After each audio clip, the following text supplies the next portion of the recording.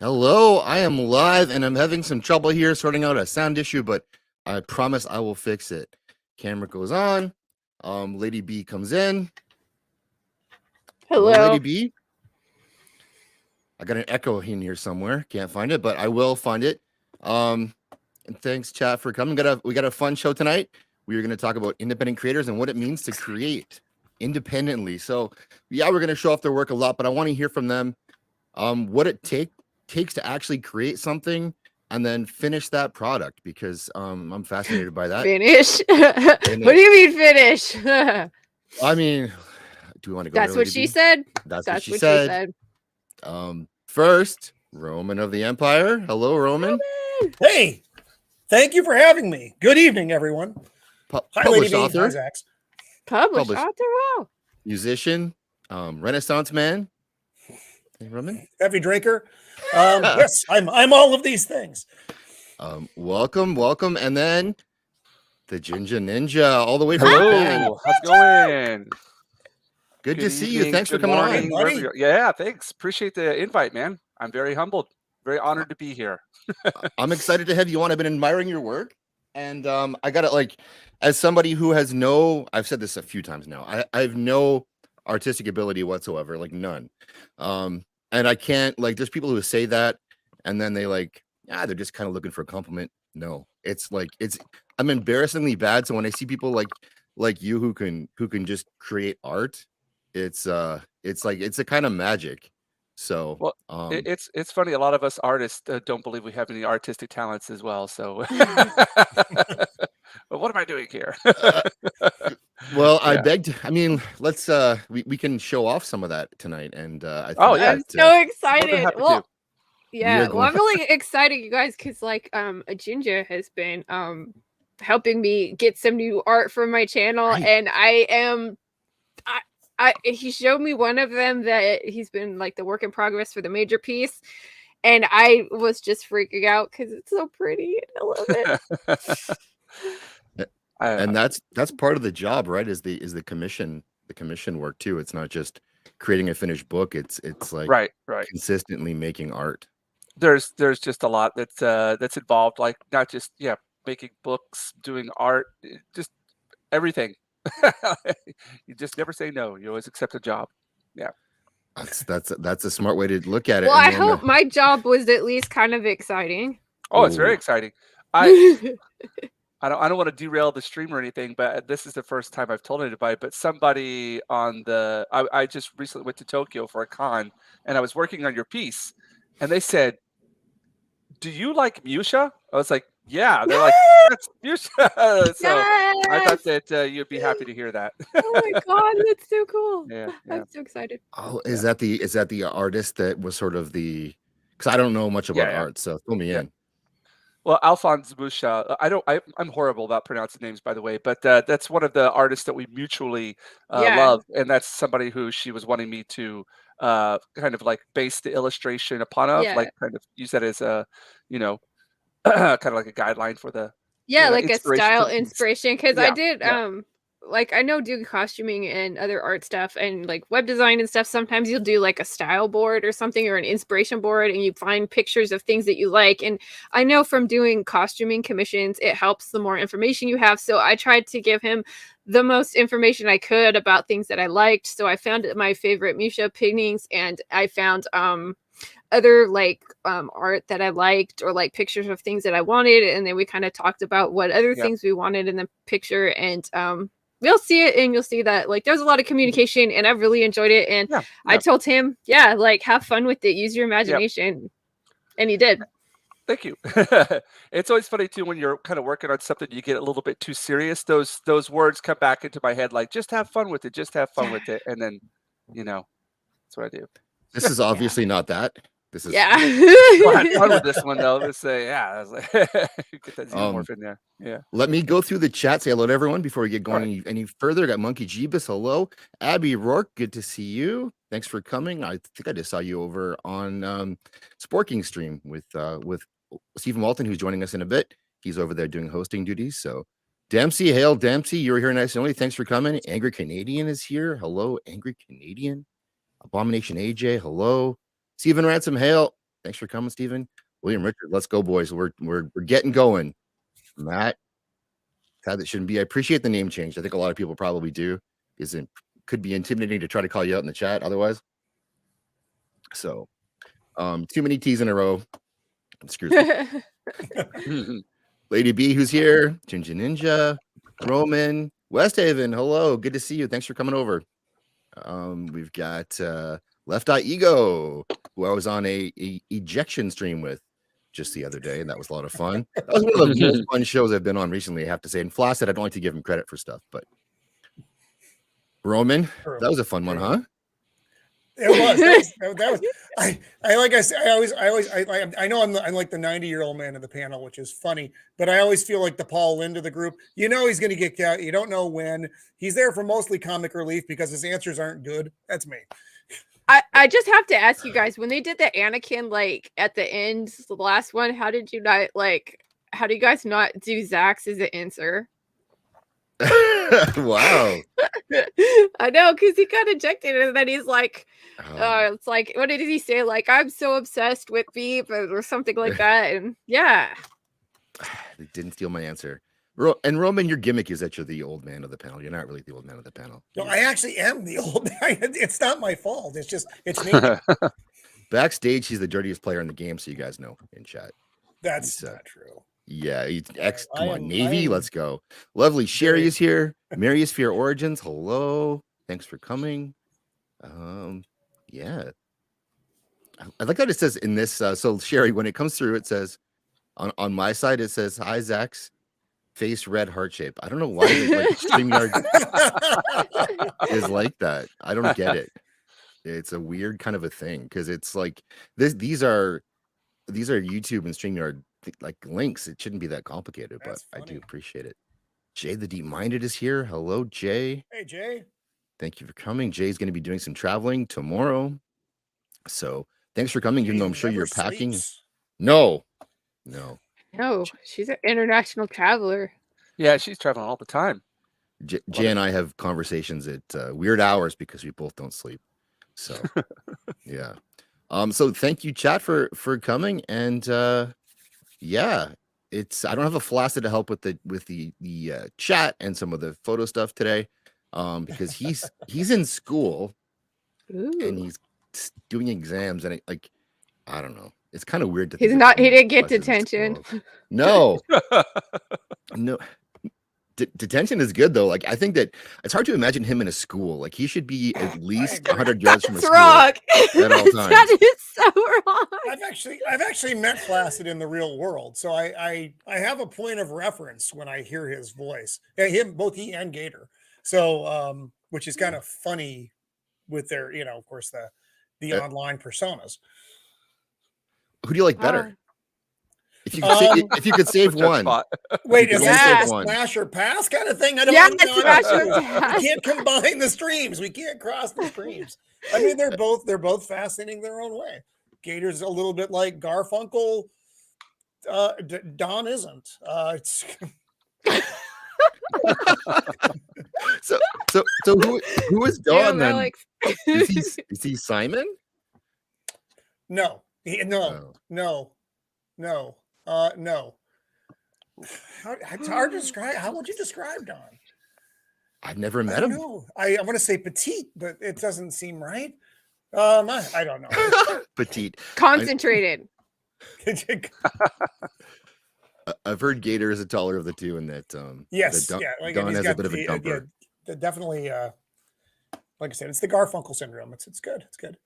Hello, Comics and Cosmetics. Thank you for coming too. Hey, Danny. And so, as we cycle through this, I'm going to be going through some of these images that Jinja sent me, that James worked on and completed, and if I'll just cycle through them. And you sent me a whole bunch, and these are it's amazing. No. Why did I ask you? From.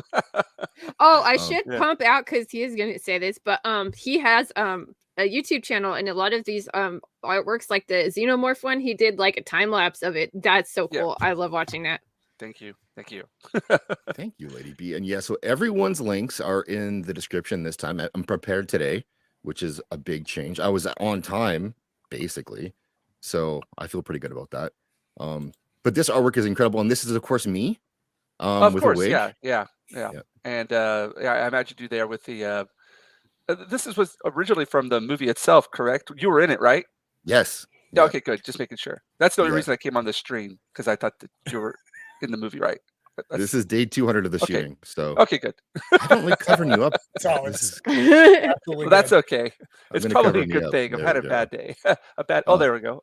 Yeah, it's better. Monkey Jeebus, Gator the puppet, go greater than Gator. You know what? I won't argue with you on that one. He got booted off his own show. Oh my There was- goodness. there was two of them. There were two of them. It was very bizarre. All right, so let's so can you talk to me about like what is your for your comic? Let's talk about that for a bit if you don't mind. Okay. Yeah, sure. Tell me how that got going. What was the idea, the whole story, and I'll go through some photos. Okay. Well, for the comic that I published in October, I worked on it with Thomas Stanger, and we met through Nerdrotics on one of his member streams.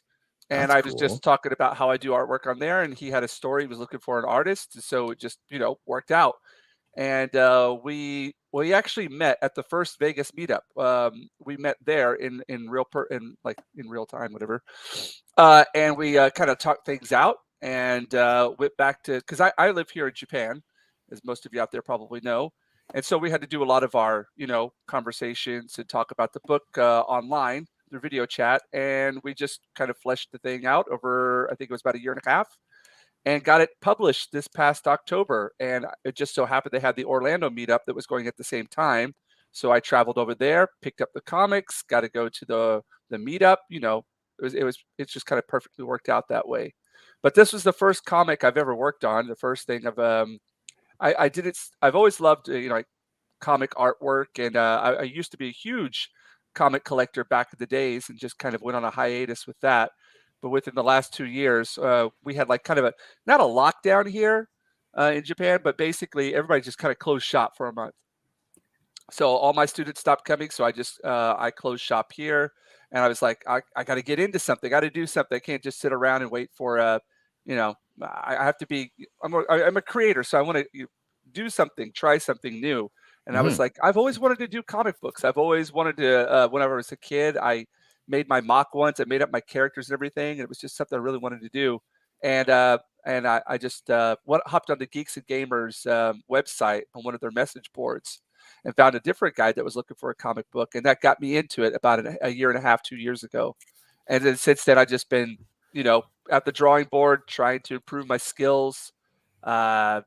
And then, I was like, my goal was to do a comic book, but somewhere on the line, all of a sudden now I'm doing like Comic Cons and things. And just every day it seems like it's, reaching a new level and making some other kind of, new advancement with my work. And now I'm doing commissions, and people like Lady Balefire now have asked me to do stuff for us. So I feel like I'm doing something right, if you know what I mean. Yeah. So I have a question. Did you do the one that's on the right too? I did both of those. That's the one on the right is a variant cover. Yeah. That's really cool. So like, what's it like as a artist to sort of like change your style up just like that? 'Cause that's so different. Okay, so I normally I was before I started doing this comic book illustration work, I was doing like abstract fine art or like landscapes and portraits and things like that. And the one thing that I've always had a huge problem with is if you look at my body of work, it's like 10 different people have worked on it. Like it looks like 10 different people's like artwork, because I'm always messing with different styles. I'm always messing with different approaches. So for me, it was like variant cover. Okay, well, let's do a variant cover. Let's make it look like somebody else did it. You know what I mean? But still kind of maintaining I wanted it to have two different looking styles. So yeah. It's always fun to do that, to try to mess around with something, a new look. Yeah. Oh, that's cool. Yeah. So when did you start doing your work, Ninja? Well, I mean, I've always loved doing artwork since I was a little kid, and I went to when I was in college, I studied illustration, communication arts and illustration.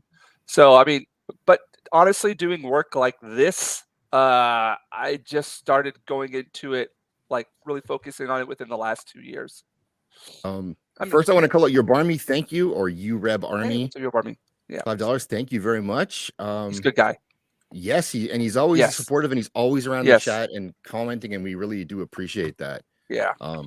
And so because I appreciate that so much, and he's not here, I am going to play John's song for him. So this is Flaccid Phoenix's intro song for when he comes on the show, and he loves this so much. This is him. Beta male, beta, not an alpha male. Beta male, yes. Beta male, beta. You a beta male? You a beta male, not an alpha male. Beta. What a shame. Mommy's boy. Oh man, that's horrible. That's Don for you. And then William Richards, like, I love this comment. And yeah, this is a kind of a good question to ask too. That I was a big comic book collector, but thought about the hobby in the last 10 years, and Jinja Ninja and everybody else. So what was that like for you? Why did you fall out? And then was it just the lockdown that got you back in? Okay, so the reason I fell out, I was a huge X-Man, anything X related, like, not, you know, and I just didn't like the artwork anymore. I mean, for me, comics are not just story, but it's also artwork as well. And I just wasn't digging the artwork, and I kind of fell out of. That was one thing that happened, and another thing. I mean, I could have gone out because there's a lot of comic books that are done that are like the artwork is amazing, and I could have gone out and found like different comics. But another thing that happened, which I'm kind of embarrassed of admitting, but I've talked about it before, is that you get into college, you start studying art, and then there's not this environment that is really accepted of comic book lovers back then. You know what I mean? It was kind of weird. Like we were being taught, you know, fine art, like illustration isn't art, like artwork, like blah, blah, blah, this and that. And then you kind of get sucked in that mindset. And I was, you know, young and naive, and I should have fought against that. But, you know, you hear other students and other professors talking like that. You're like, you know, you kind of lose your way. Alex Ross would disagree. Yes. And here's the funny thing. One of the funny things that got me back into it was I had a guest professor my second to last year, Kent Williams, who is a fine artist and a comic artist at the same time. His work is very unique, and it has like a lot of fine art aspects to it. And whenever I saw that, like one of my favorite comic book cards, he was doing his what should we call it? He was doing like his slideshow showing off his portfolio, and that comic book card popped up. And I was like, oh my God, he's the guy who did it. And that made me realize that, you know, hey, it's not just illustrators going out there doing like cigarette ads or ads for, you know, like computer stuff. You can do more than just one kind of thing, and even work with comic books as well. But what happened is as soon as I graduated, I went straight to Japan. And all of a sudden I found myself I was doing desk work. And that kind of inspiration kind of got sucked away a bit. And it's been a long road to get back to where I am right now. But a lot of it's just coincidence. And yes, the lockdown was a big factor in me getting back into things. That and watching people like Nerderotics and Geeks and Gamers and guys like that, which I started watching about 4 or 5 years ago. That was another thing that was like listening to them talk about their passion for it was like, oh, I that was something that kind of rekindled that passion that I had myself. So that was a big influence for me to get back into this line of work. Long answer. Tom Bombadil, know that. Tom Bombadil. Yeah, there we go. Hello, Mr. Tickletrunk. Thanks for coming. But that's our secret, okay? So don't tell anyone. Yeah. You got to promise. This is, I like you're talking about the different styles, and you really do have completely different styles. And this is the Tom Bombadil one is from the last one I showed, the Black Panther. Right. I don't know how people make art, but I can tell when it looks like a different artist. Yes. Well, I guess with these ones, what I was trying to do is this is from the Respect for Tolkien hashtag event that I've been working on with a couple other creators out there. And what I wanted to do was with this, I was trying to capture that essence, you know, the Tolkien world essence, something that felt a lot more, you know, natural colors, something that felt a bit more different than the other illustrations I did. But still, what happened with these is I started messing with watercolor again. I'd gone away from watercolor and I was using acrylic inks for a while. And that's another thing that I do a lot is I go through mediums. I'll start with watercolor, then I'll go to acrylic inks, I'll go to acrylics and oils, and I'll kind of do the cycle of things depending on, what kind of mood I'm in. But with these, I felt like watercolors were where it was at. And it kind of gave a different, feeling to it and aesthetic to it. What are you painting on? Are these standard canvases? No, this is actually watercolor paper, Strathmore watercolor paper. With canvases, I don't work a whole lot on canvas. I do have some canvas work out here. I just don't like the way that canvas kind of bends Yeah, I don't. on it. So I actually do a lot of work on MDF board as well. I'll gesso MDF board and I'll work on that because it's a hard surface. Especially with my paint, like my acrylic paintings and oil paintings, I really like to put like a lot of strength into it, a lot of pressure. I might get a little bit abusive with the with the surface. So I find that I can have a lot more freedom with that, and it reacts better with the brushes and the brush strokes when I'm working on MDF board. Now, watercolor paper, it maintains that pure whiteness. Sorry, gotta I be know. careful. Oh, canceled. Just like Yeah. So it's Zach's racist artistry, everyone. Welcome. So that white waterfall there, that's actually the paper color itself. Trying, not to. The challenge with watercolor is maintaining and keeping that the white paper, the whiteness. Yes, that's how you're supposed to say it. Yeah, there we go. White. Let me. So you got some love in the chat here. So Mr. Tickle Trunk, as an artist myself, I want to say that Jinja Ninja is the real deal. The guy has so much talent. You can see the insane number of hours he puts into his craft and every piece he makes. Thank you very, very much. Yeah, it's every work is a work of passion. It's I don't put my I don't half-ass things. Put it all in there, all on the table. And if it works, it works, and if it doesn't, it doesn't. We got some extra love in the chat also for Tom Bombadil. People, I guess Nos is a Tom Bombadil fan, which I think is probably not true, but if it is, hey, there he is for you, Nos. There you go. And William Richards, he says he asked if that's Manamethrin, basically. It's totally Nathan. I can accept oh my that. God, Yes. Nathan has his 100%. beard and his pipe. Yeah. And so let me say hello formally to Nosferatu the Vampire. Yes, so please drop a like. And I would make the poll if there was a poll to make there. I am jealous of Bombadil, Nos. You're 100% correct. Through the Veil, Nicole, hello. Thanks for coming by. I was in your chat earlier tonight. You were doing the card readings. It's pretty awesome over there. At Through the Veil Paranormal. You're doing it on your second channel. So it was good to see you over there. Anonymous, hello. Joker voice popping in. Appreciate that very much. Thank you, Joker voice, for coming through. This is an awesome painting. This is so you're getting lots of love. And earlier, Comics and Cosmetics said that she's looking for someone to commission. So just saying. With all of the Tolkien, well, not all of them. I was trying with most of them to have that the theme was light and dark, because if you read through Tolkien's work, there's a lot of references to light and dark. So I was trying to play that as a theme with the pieces. I've done 11 pieces so far, and I've got another 13 to go. Because 16 to go. Because I want to have 27 total, 9 for each book. Because 9 numbers of the Fellowship. Yeah. And what's the long-term plan for that? Then are you going to release it as a book or? Oh, well, see, the problem is I know there's going to be copyright things that are, especially when you're working with, so I don't think I could do that. But what I could do is I could print something myself that I could give to you guys, as, little presents or what so, but I can't do anything with it on a grand scale. What I can say though is a couple of the pieces no longer are with me because they've been sold.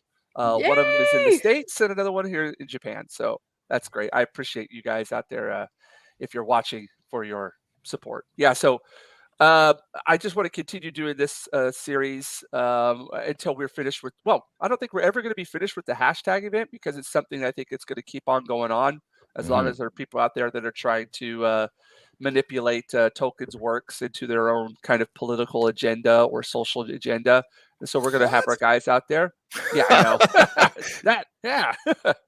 Yeah. So I do want to compile these into a book though, like for a personal kind of a piece that I might give out to people or things like that. Yeah, down the line. Well, you're gonna get more work, I think, hopefully from this stream, because a lot of people are admiring some Appreciate of the stuff that you've done. Thank you. So Roman, you're a comic expert. Well, I was gonna ask Ninja, are you doing the con circuit over in the States? Because it's like the summer is coming, so the cons are coming. Yeah. And I know you're in Japan. I hate to put a little bit of I hate to put the I don't want to. Well, cool. I'll just go ahead and say it right now. I got the notice from Dallas today. I didn't get in, which is a bummer. Oh, I'm sorry. Yeah, but I've got my hopes up for Boston because I was on a wait list for the Dallas one anyway. So they put you on a wait list. All the people who participated in the last year, they get they get to go first. But I'm hoping that the Boston one, I've already paid my dues for them, so fees for them. So I'm hoping. Are you making San Diego? Through. I haven't applied for San Diego. I'm basically right now. San Diego's not good enough. F San Diego. SoCal. It's only the biggest con. Whatever. San Diego. The reason I haven't applied for San Diego yet is the booth costs, man. Like the booth costs are insane. So I'm starting. I got for this year. I've got Osaka Comic Con coming up in May, and then I got Tokyo Comic Con up in November. I just got finished with one in Tokyo on a base last weekend. So I was hoping to get the Dallas one. That didn't go through. So I've got my hopes set for Boston. So I would like to do a con like once every 2 or 3 months. That's what my my goals are, to like once every 2 or 3 months have a con going for this year. And then as time goes on, I want to increase those numbers, like maybe once every 2 months or so. Yeah. Wow. Yeah. But it's unfortunate about the Dallas. I was really, really wanting to make it out to Texas and see everybody there. But keep my hopes up for next year. And if you guys want to see me out there, one of the best ways to do it is to Zach, I'll be right back. Get into the ears of the people out there. If you do go to Fan Expo, whatever, say, hey, we would love to see the Jinja here next year. So if you throw that out there, that might help with my chances of getting there next year. So I just found that out before the stream, so it was a bit of a bummer. Yeah, it was a bit of a bummer, but I don't I've had rejection before. I just roll with it. Yeah. So what is the process then? I know it's maybe not the best time to ask you that. I was like, if you apply for a con, how does that even, like, what is the process like for that? Okay, so all of the other cons I've had no problem with, because all of them have been here in Japan, and all of them have been really excited to have me. And there's been a vetting process. There was one for Tokyo Comic Con, but I got through, and then they saw me do my work at Tokyo Comic Con, which was a huge success for me. I was just overwhelmed by the amount of positive reaction I had from the guests there, and had a ton of work that I got. And so the coordinator for the Artist Alley there, he's like, anything else that we have in Japan, you're like, you're in there. You like, just tell me if you want to join it and you're in. So I think it's how it works. You get in there once, and then afterwards, because I'm new to this stuff, I don't know all of the ins and outs.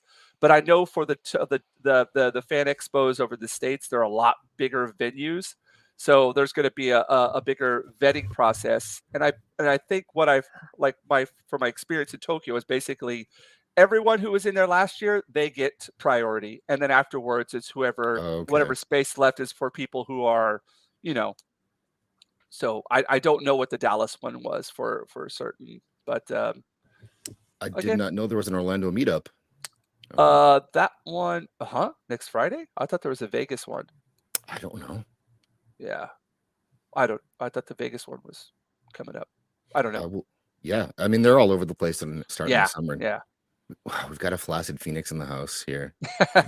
Hi, Flaccid. Yeah. I love that comics are covering your face. Yeah.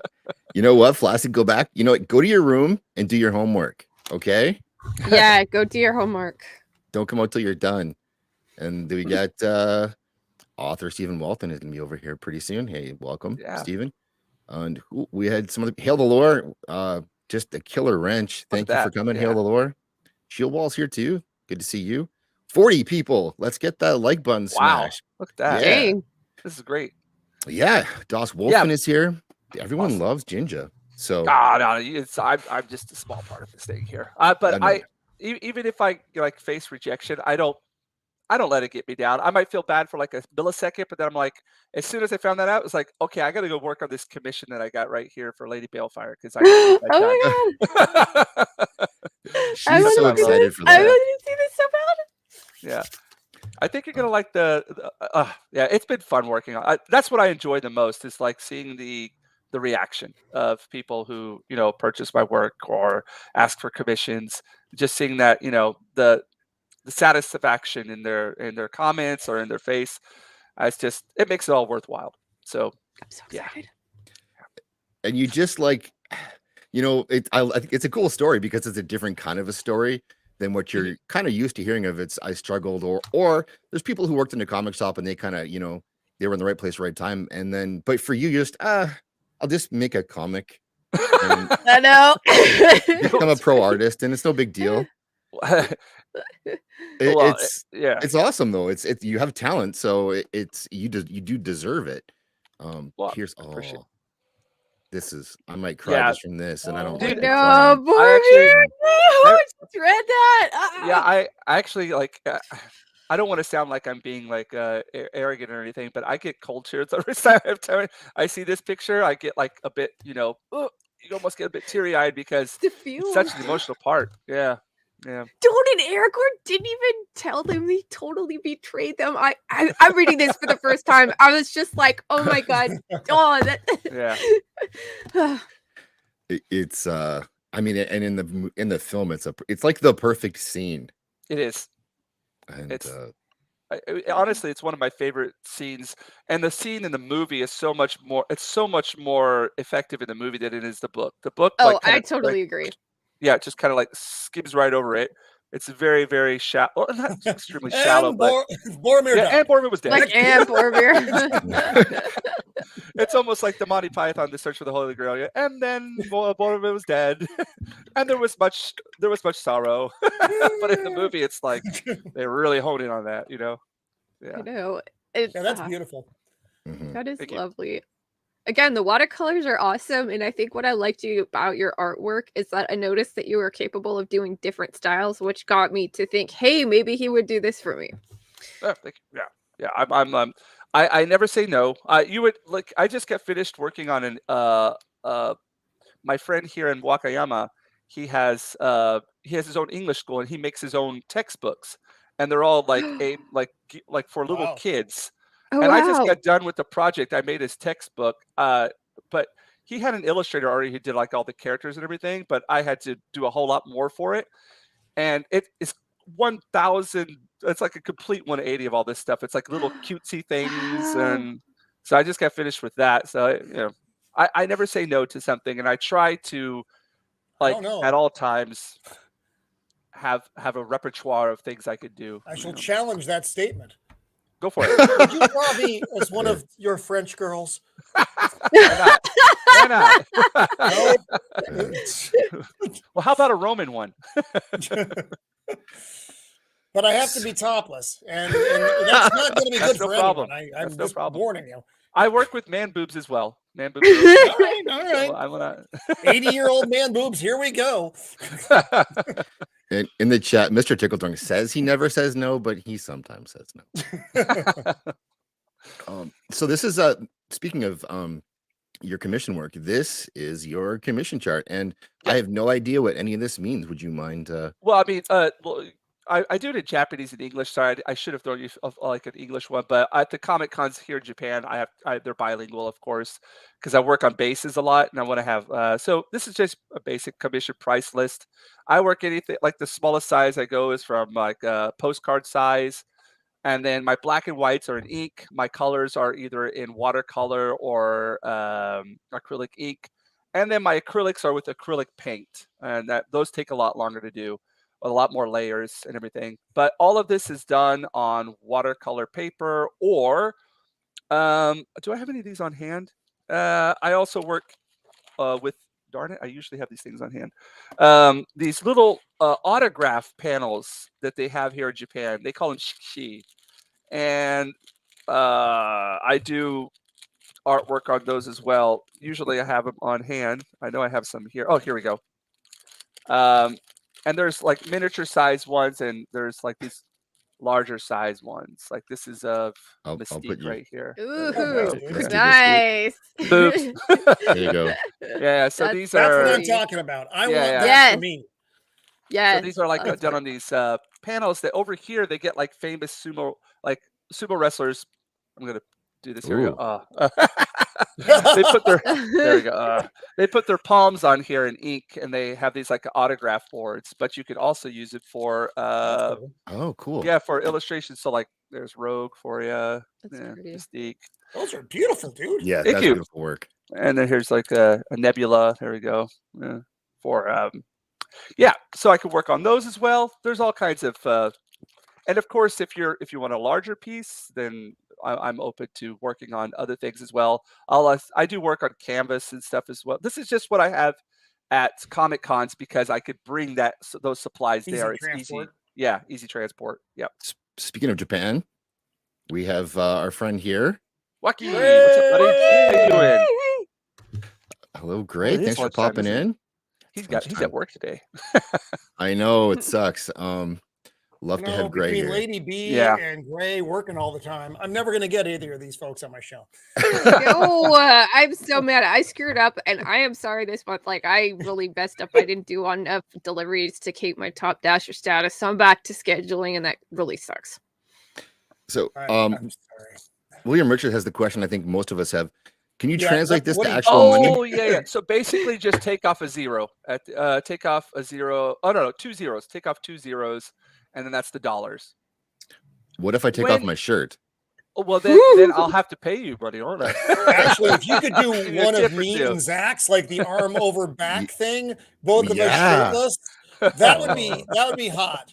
With the do that. nipples touching just a little I bit. mean, you could get so much for that. I mean, What that's I think I could do it like this, like Japanese, the old style ukiyo-e style, where they had like all the erotic ones. I could get you. Oh, Yeah, the erotic shunga. Yeah, Zach's and Roman. oh my god, I'm You so can have motivated erotic now. ones. Roman Axe. Look who's here. Yo. yeah. And I showed up, I saw Rogue's boobs, and then I said, Zach's was going to take his shirt off. So I'm excited. What are we doing? Yeah. It's all win for you, buddy. All win, brother. Oh, Walton's getting covered up by comments now. I'll have to It's fix all right. that. We can't. You we need to can't have cover me that. up. I'm an ugly No. freaking guy. I'm ugly. No, we can't have that. We can't have that. Good to see you, man. Thank you for having me here. Look at these awesome independent creators up here on this panel. Guys, if you're not sharing out links for these projects, if you're not supporting independent creators, then what are you doing? This is what we are here for. Beautiful. Yo, Jinja Ninja, looking awesome up there, man. Looking great. Got the Thank you, chance to sir. see some of Thanks. your art. It was Unbelievable. good actually man. meeting you in Yes. Orlando, man. We didn't really Yeah. get to talk a whole lot, but it was nice to see you out there. Yeah, it was so good to see you, dude, man. Yeah, You know, yeah. we didn't, you're right. We didn't get a proper man hug. We didn't I- get to really feel it in, you know, and Next but time. I'm next glad. time. Yeah, next time. Absolutely, dude. Absolutely. Roman, good to meet you, brother. How are you, man? Good to meet you, man. You too, dude. I love the setup on. See, I got to be more of a nerd. You got real street. That says I am a well-hung nerd behind you right there. Oh, Hey, You know, let's it doesn't look. just happen What you overnight. got there, Wow. Roman? I didn't just stumble into a bunch of action figures coming out of my ass. It took time. It took time.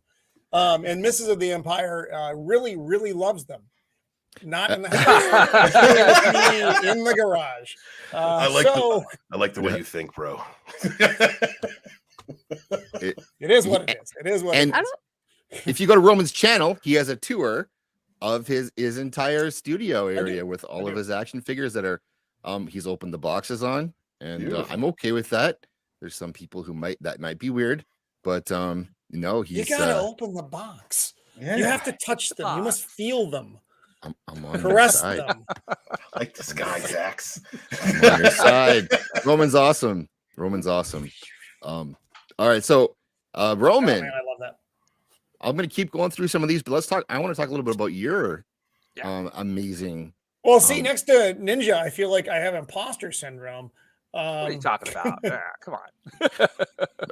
So I did some stuff, some things. It's actually pretty minor in the big spectrum of things, but it was What do you want to talk about? Music or book? Music is still something I'm working Brother, on. your Book accomplishments was are something not. I did. Your accomplishments are not minor, brother. You are an inspiration to people who don't I even know. have the Well, don't as a have that. You know, member of the elder community, it's nice to get out there and show the other Don't say elder. Don't It's like do- I'm in Cocoon. don't do that, dude. I got grays growing on my pubes. Don't do that, man. God, don't bring that up. No, look. See, Oh. you brought in a couple of silverbacks, Zach. Thank God, Jinja Ninja save us. There is nothing I can do that can save this stream anymore. I'm sorry. It's beyond my abilities. I couldn't be happier. I've shown this one before. I love this one though. This is just the color. Thank you. Where's the present button? Where's the present button? Yeah, It's I'm gonna let you. What medium take is over that? here. That's acrylic ink. Acrylic Oh, ink. wow. You get some really vibrant colors with acrylic ink. Only problem with acrylic ink is it's not very. Once it dries, it's kind of difficult to whatchamacallit, blend or try to blend. manipulate it a little bit. Yeah. So you gotta. It's a lot of luck that's involved. A lot of trial and error. Sometimes it works. Sometimes very cool. I like the cover. So yeah, I So Roman, this is a book somebody wrote.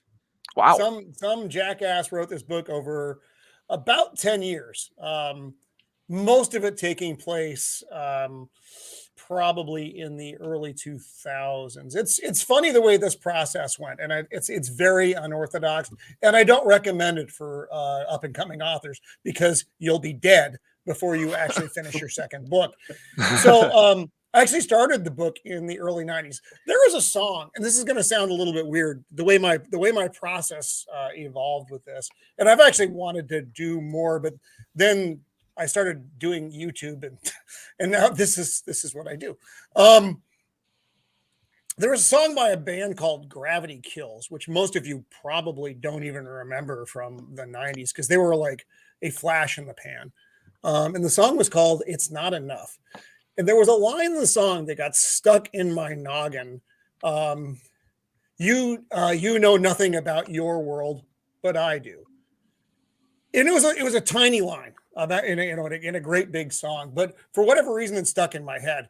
It made me think of older beings that have been here longer than we have, and then that grew into a story of fallen angels. Vampires, ghosts, other universe beings. You get to meet the devil himself. It all takes place, well, mostly in San Diego, because Write What You Know is the joke.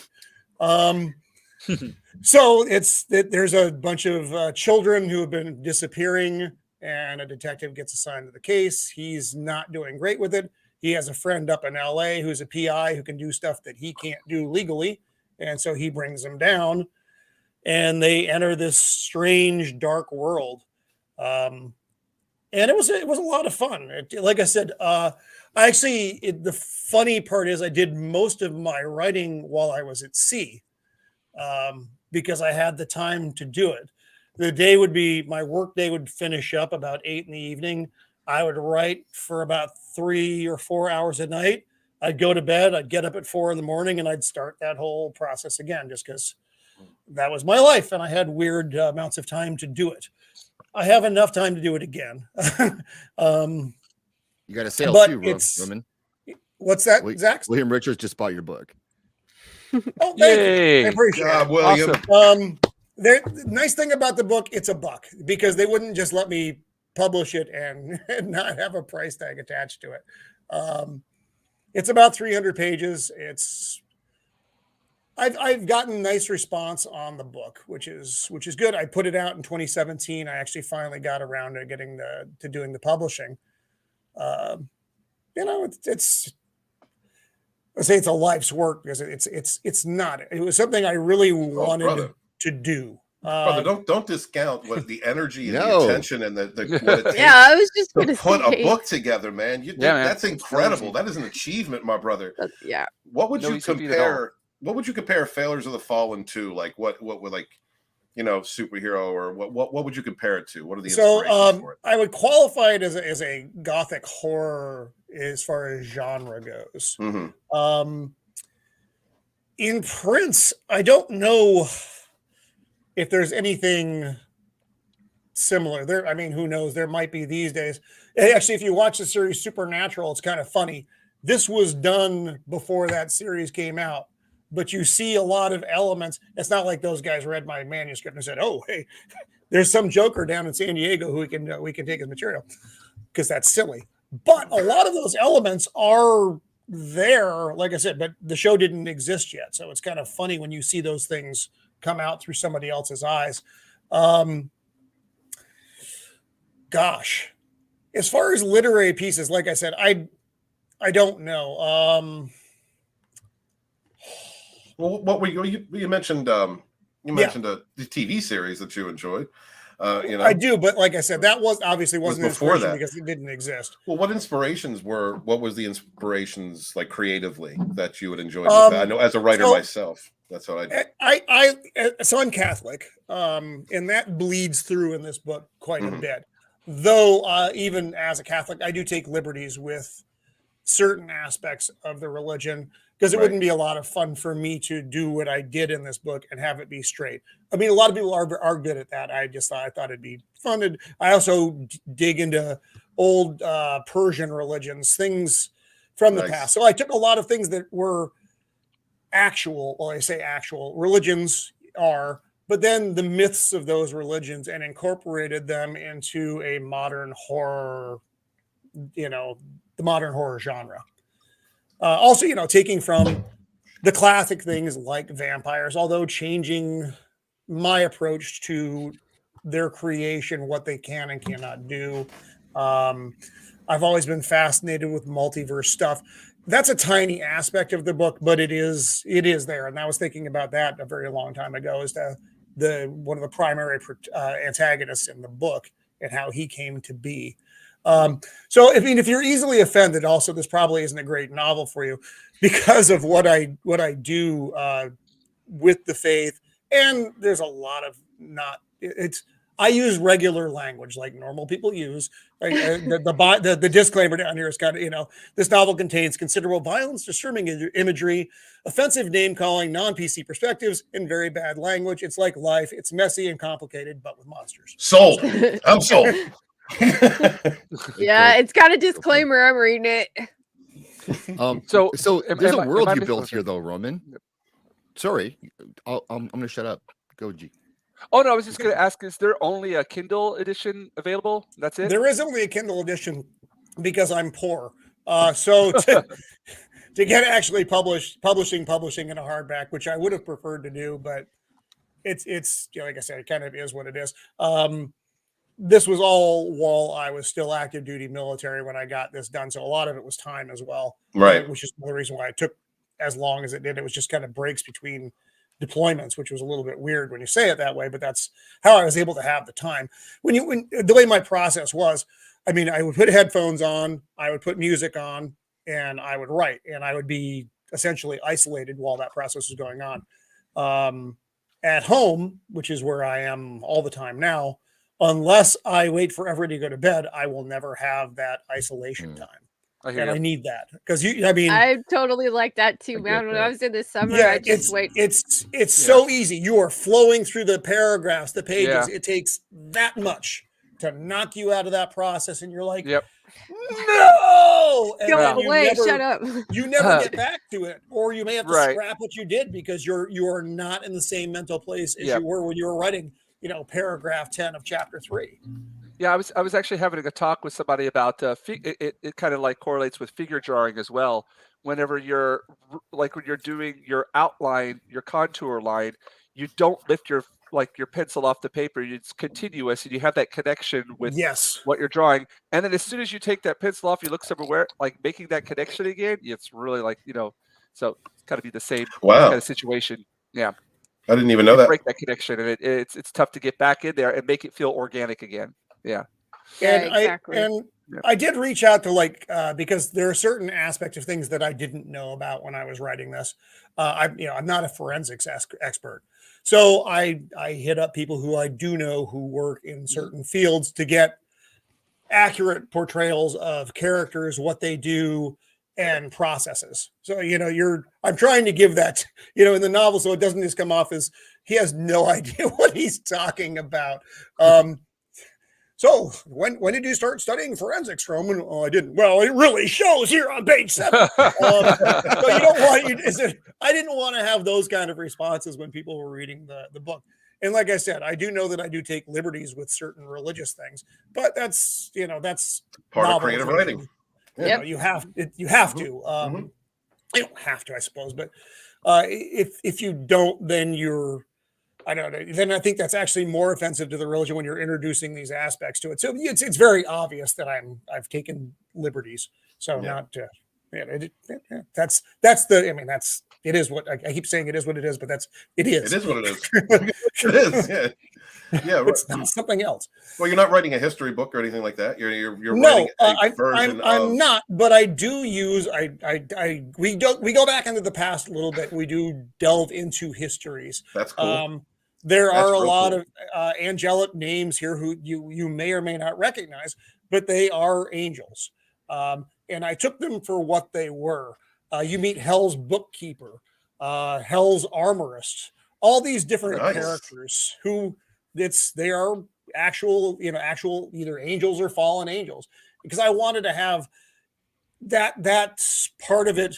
It wasn't just a name. A name is, that's whatever, it's meaningless, but having a name and what they actually did as a profession, whether in hell or in heaven or both, I thought that was, bringing that bit of realism to this strange, horror world that I created.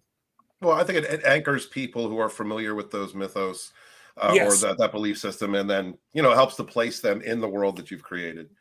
I think I like revisionist history is a big tool I use in my science fiction, so I think it's really that's a great way to connect with your audience or your reader.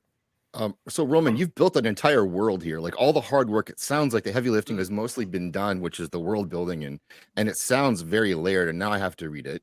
I know I'm going to read reading it is not my best friend, but I'm going to do it. Remember, there are scenes in this book that when you read them, I don't want you to think of me in a weird light. I'm already looking at you in a weird light. Shit in here. You're in the right crowd for weird lights. Squeak a mouse. Thank you so much. Gotta head to bed. $20. Y'all are super amazing gods and goddess of creativity in here. Thank you so much, Squeaka. Thank you for coming and hanging out with us tonight. You are an amazing person. And go get your sleep. Goddess bless, honey. Yes. And we have Aldan here now too. Aldan. Mad Cheesemo is here, and he's you don't gotta listen to him. He's just kissing your ass.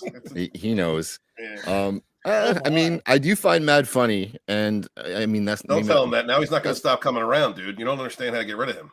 You can't tell him he's funny. I mean, that's not a popular take either, but I do find it funny. So that's when we have Beth here. Hey, good to see you, Beth. I have not had a chance to call it Copa yet. Thank you very much, Copa. Another creator. I mean, we're all kind of creators on a different level here, but people who've actually written books and published things, it's like the drive to finish that. And yes, I said drive to finish, and I'll say it again if you want. Drive to finish, Walton. That's what she said. Talk my language. Talk dirty to me, Zach. Yeah. What are you doing, buddy? So, I'm sorry. Can I just take a minute to say hi to Beth? Absolutely. That is my toxic twin train wreck right there, Beth. Hi, honey. I told you I was ghosting you. Stop hoovering me. All right. Stop getting in the chat. We can't talk. You gotta want me for a while first, Beth. All right. I'll come back to the tarot streams when I'm ready. Miss you. Right, thank you. All right. So let's hold you on here for a second, so because you look so good and you got your no sleeves on, and I'm kind of enjoing the show. Oh yeah, we're doing the gun streams. That's right. I'm doing an extra little puff too. Hi. What do you want me to do, Zach? I'm sorry. I wanted to say before we get back to the other stuff, which we will get back to, but dude, you hit 1,000 subs on your second channel in like 15 minutes with no help, and so congratulations. Thank you very much. Hard work, guys. For you fellow YouTubers out there, content creators, no matter what kind of content you're creating, putting your vision into action is everything. Do not stop. when you hit a hurdle. Do not stop when you hit an obstacle. Always believe in yourself. Whenever you take a step, each step is incremental. Each accomplishment in each day is the foundation for the next.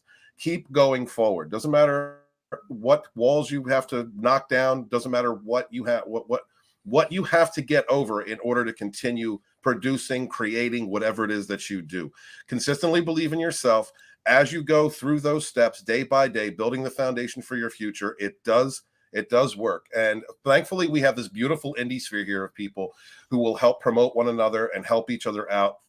And I love that. I've been a part of it since kind of its inception, and I've enjoyed seeing creators rise.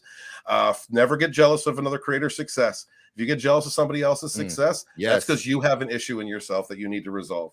And sometimes when you got to do something on your own, just do it. Sometimes we got to prove things to ourselves in order to, to reinforce our own beliefs, our own self-beliefs. We get knocked down in life, but just keep remembering to believe in yourself.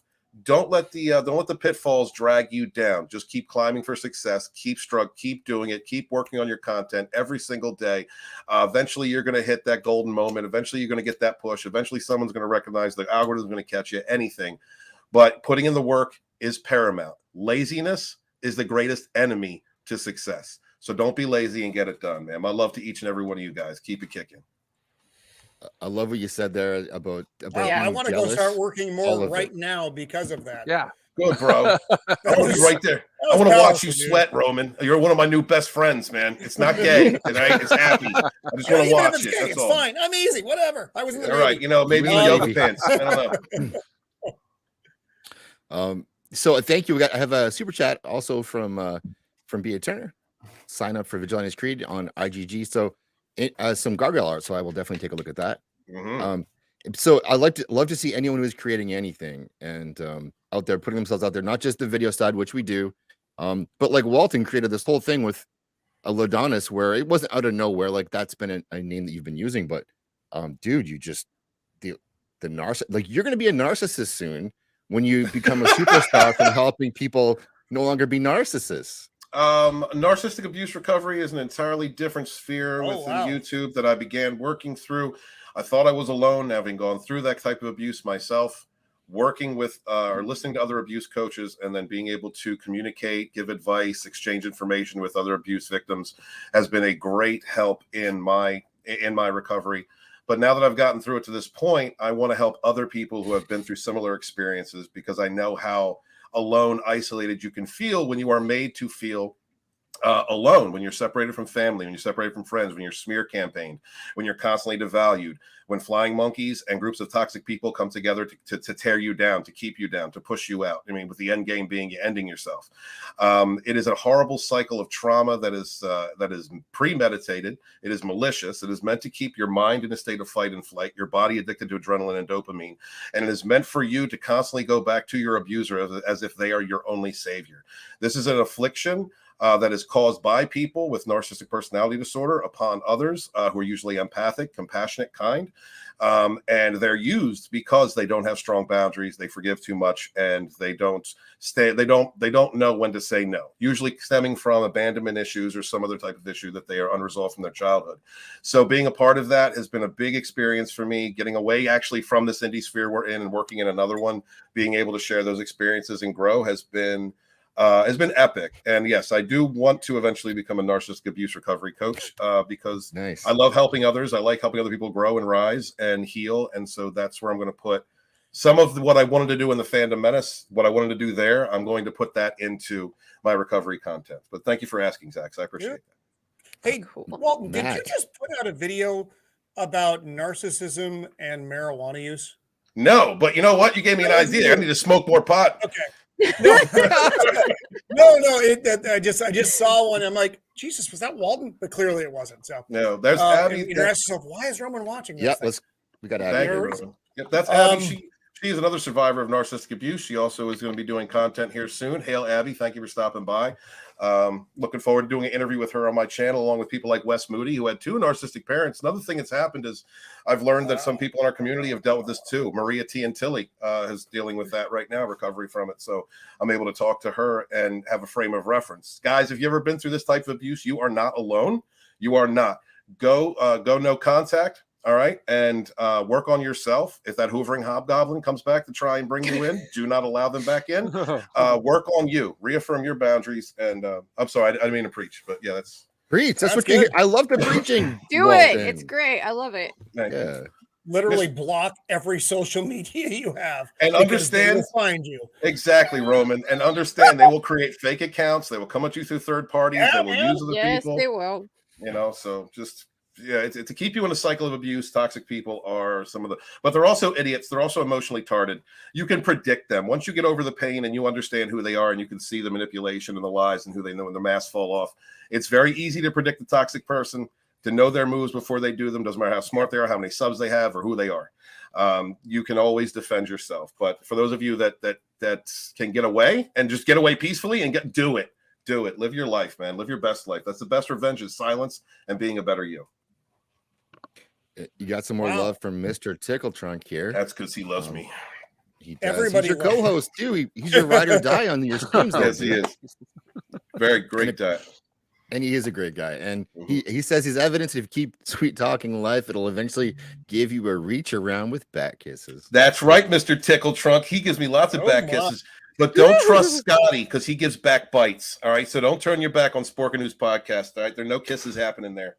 He's going to grab you, take what he wants, and then bite you. I don't mind some back bites. That sounds pretty good. You know, I kind of hit me up in the DMs. Can you hit me up in the DMs? All right. I got You got that young back skin. I've got that old back skin. It's loose. It just comes off. I like your terms, Take it a Roman. mouthful. I like her terms. I like this panel. Where have you guys been all my Abby, yeah. So that's one of the things is that for a lot of us here, for myself, speaking for myself only, like Steven's one of the first people that I ended up sort of following on YouTube, and so yeah, he's a good person to learn from. And I would take whatever advice he gives you and crumple it up and throw it in the garbage and listen to me instead. Exactly. Look at his arms are better than mine. Jealousy. But thank you for coming, and yeah, great chat here tonight. And so I owe Tickle Trunk a clip, and this will be it. I mean, did you say you owed him a tip? I mean, I'm not hating. Oh my. the tip. I mean, I would Just the tip. It's Just never the tip. just a tip, but we know better. And I don't know if Flass is in the chat, so I don't really want to play that one quite yet. Flass is all shadow. You have one just in case Flass might be in the chat? I do. Oh, God damn!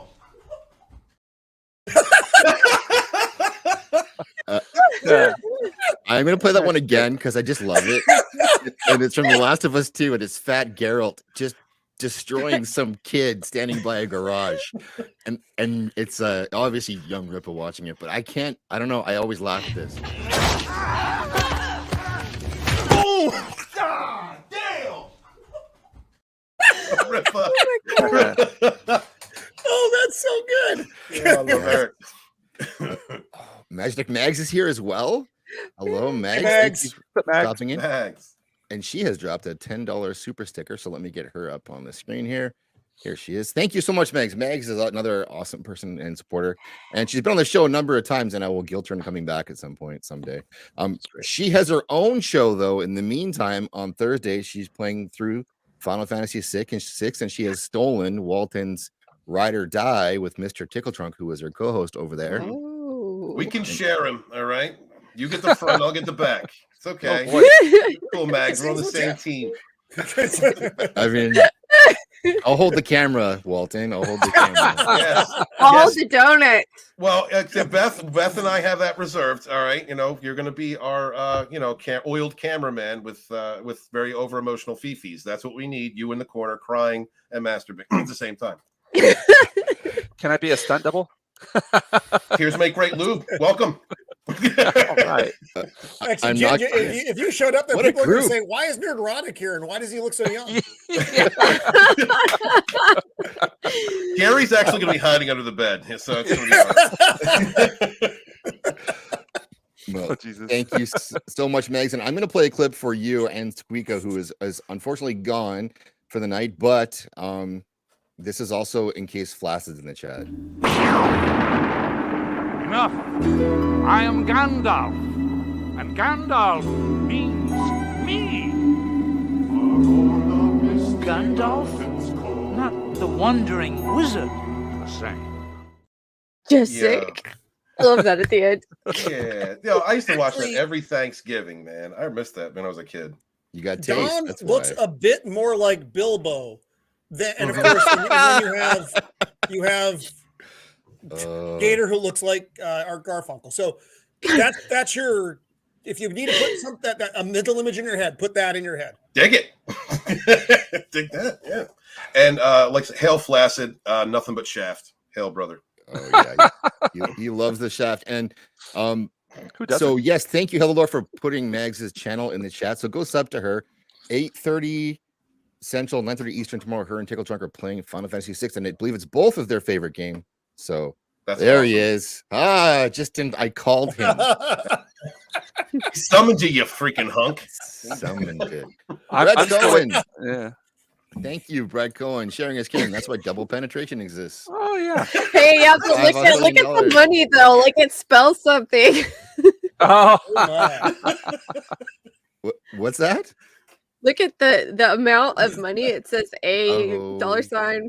It's You're right. spells- I missed that. Very clever. Uh-huh. Very clever. Uh-huh. Ah. Hail to you, Soul Assassin, too, in the chat, and I'm going to play him a clip.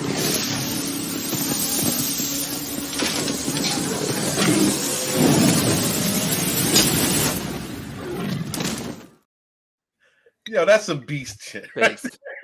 And Hail Dead Man, I think I missed it Max. earlier. Yes. I finally added that movie to my watch list because it's available on one of the streaming services now for free because I'm a cheap bastard. So I'm Oh, finally going to be able to watch it. It's like 3 hours and 5 minutes. How Young- have my you not son- seen it yet? on Netflix. Dude. Don't I yell know, at it's Balefire. real I haven't on either. Netflix. Look, Oh, Edition. I crap. have a very layered life. I can do some things or I cannot do other things. It's a matter of, it's a sacrifice of what I'm giving up to do a certain thing. And I couldn't convince the family to watch it with me. So I'm going to have to get up early on Saturday morning or something and watch that shit by myself for 3 hours. And then they'll get up and they'll go like, "Well, how was your movie?" And I'll go like, "It was fine. There was a tiger and some angry Indian dudes." And they'll be like, "Oh, that's great. Do you want some pancakes?" And I'll be like, "All right." So that's the way The voice. Almost sounded like Marge Simpson there for a second. that's how I hear Mrs. of the Empire, in case you're curious. He says she doesn't sound that way, but that's how I hear her, so it doesn't matter. Oh my god. Oh, you're getting ghosted, Walton. Oh, yeah, Beth. I told you. No, not yet. Okay. You need to crave me, Beth. And as far as what Mag said, you ever try and scratch somebody's back after you've clipped your nails? All right, that's what kind of a ball scratch that Tickle Trunk's getting. And look at his name, Tickle Trunk. I mean, it's a natural union for him and I. Tickle Trunk. Come on. And we know how you like Canadians, so. Yeah, man. Hey. Oh yeah. So Walton, you're gay for Mr. Tickle Trunk. No wonder your type is maple trees. So that's You know what? It's my sap. people. Natural sap. Wait, is that like a term? Is that what they call like older gentlemen in Canada are maple trees? Oh no. Yeah. It's not an age That's not a thing. euphemism. No, they think I'm a Dungerfieldiac. I don't know Okay. why. I just kind of run with it, Roman. That's fine. Go with it. Yeah, If that's what I'm it doing. works, you do it. Exactly, bro. It's all about the wood. Got that. Megs, you asked for it. Photojournalist Brad Rice shows us how a forestry instructor gets his students to make and play the North American the flute in this Traveling West Virginia segment. Nice Freudian slip there. And it's We're even all wood As related. funny as it is, but that was pretty funny. Megs and I are also seeing the Final Fantasy VI Pixel remaster for the first time. She plays. I'm just there to make dick and bum jokes and watch her play with you guys. I mean, you add a lot to it actually because you know the Word game choice too. there. Word choice. Mhm. FF6 is a great game, Zach. You ever play it? No, I have not. I've played 7 and I played 1 and 2. See, I'm a 7 guy too. Yeah, Final Fantasy 7 is my game. But I much respect anybody keeping the Final Fantasy franchise alive. 6 is an awesome game. Guys, please check out Mags, man. One of the best people in this community. Yes. Bar she is. none, true she's heart. Oh, yes. cool. Hail to Please. that. Everybody loves Mags. Everybody. And you should. Very well so. True. Except for you, Beth. You're mine. So for me, it's because I got off the Nintendo ecosystem after the NES. and I was a Genesis guy. Sorry, Genesis. You need to say sorry. Yeah, I was a Genesis guy, Altered so I got Beast was way too short. I always had issues. I always had issues with the Final Fantasy, the name there. I considered it false advertising. When I was a little one, I was like, Final Fantasy. Oh, this is cool. Number 2? I thought it was Final. What's going on here? Now it's like 27. Come on. Don't take it too serious. Mr. Tickle Trunk is a trunk. It's yeah, I'll bet it is. Yeah. I heard it's like an Arizona can. I heard it's like 2 beer cans stacked on top of each other, Max. Final Fantasy 6 is greater than 7. Sorry, It's better than 2 tuna cans. No. Not so good. I'm gonna watch your streams, and you can maybe prove that to be right. Thanks. Maybe that's right. No. Tickle Trunk, $2. Final Fantasy 6 is the greatest game ever made. That's a bold statement. I would say Red Dead 2 is probably better, but I haven't played FF6, so I can't. Straight, you guys, straight. That is the best game ever. What is? Stray. Okay. It's like a for I don't even know what consoles it's for. It's like about a stray cat in like a kind of post-apocalyptic world. Yeah. Okay. The controller purrs, you guys, and it meows. How's it gonna be better than that? I'm so bad. I am so bad at video games. Well, mine's it's a toss up either between Pac-Man or Space Invaders. You know, that's the extent of my game. Oh man, look, we gotta go play some pinball, dude. What are you taking it pinball, back? Man, I can play pinball forever. Good. That's what it's all about, right there. It was the sounds, the smells, the jingling. Yep. It was the experience. Remember, $2 could last you 2 hours. Fighting over it. You know who's gonna get it next. You got your quarter up on there. It's that's mine. Get out of my way, bastard. The arcade days were golden. Yes. Yeah, we are all not showing our age right now, by the way. All right. Oh, I kind of stopped at Tetris, and that's as far as I ever went. Even now, Tetris kind of freaks me out. The problem is, I just play video games, and I get so like adrenaline rush, and I'm freaking out, and I'm like, this isn't relaxing. I don't like this. I did try to play. I think it's the new Modern Warfare? Is that the one that's out? Modern Warfare 2, I think it's called. I don't even know. I know that I'm some type of military dude who dies an awful lot. I die so much in the game. They actually built a shrine in my honor. And I felt bad about it. But I was like, all right, I'll take it. So I don't play anymore. All right. So you understand what noob means. That's okay. You know, yes, I am not a video game modern video game person. I'm not good at them. Yo, dig that. Give me some Metroid, some Blaster Master, some Legend of Zelda. I'm gone. Yes, Legend of Zelda. I got my parents divorced. Actually. Yes. There's a story there. There's a story there for sure. Mags for $5. Uncultured mainstream media types. Oh, okay. We going there, Max. I got you. I love me some cloud. We're going there. Sephiroth will beat your ass. What are we doing? I'm sorry. Let me. No, we're going head to head now, Max. Now we got to have a talk. Now we got to do a live stream. We got to compare 6 and 7 because 7 is the better one. That's what it is. I love you, girl, but. So, and I quickly, there's so much stuff to catch up here in the chat. So, yeah, I'm getting called out for my misnumbering for the Final Fantasy, but you know what? I was a Nintendo. I was a kid. There's no internet. I don't know what a Final Fantasy is. I went to the store. I went to the video rental store and got it and rented a game. So that's what we're talking about here. So we got then I gotta go. I have to go. Yes. So Final Fantasy 10. My brother deleted my saves in Final Fantasy 1, and I almost killed him. Very end. Dick move. Died. Yes. It was an accident, but it doesn't matter. Still, that's just there are no accidents in video games. No. And this may come up for you actually, Roman, because people are talking about Mags's reading voice, which she does have an excellent reading voice. Yes. And you have a book that needs an audiobook. If you, I'd sure. It'd probably be a lot more fun because I don't know how to do any of that. I don't know how to do what I did, to be fair. It's been long enough so that I've forgotten how I actually accomplished any of this. So Kodor is called out in the chat here. We're off the rails here with the games a little bit, but I want to make sure because what's a Nos will coder? kill me if What's I a coder? don't mention Deus Ex. Is that also a game?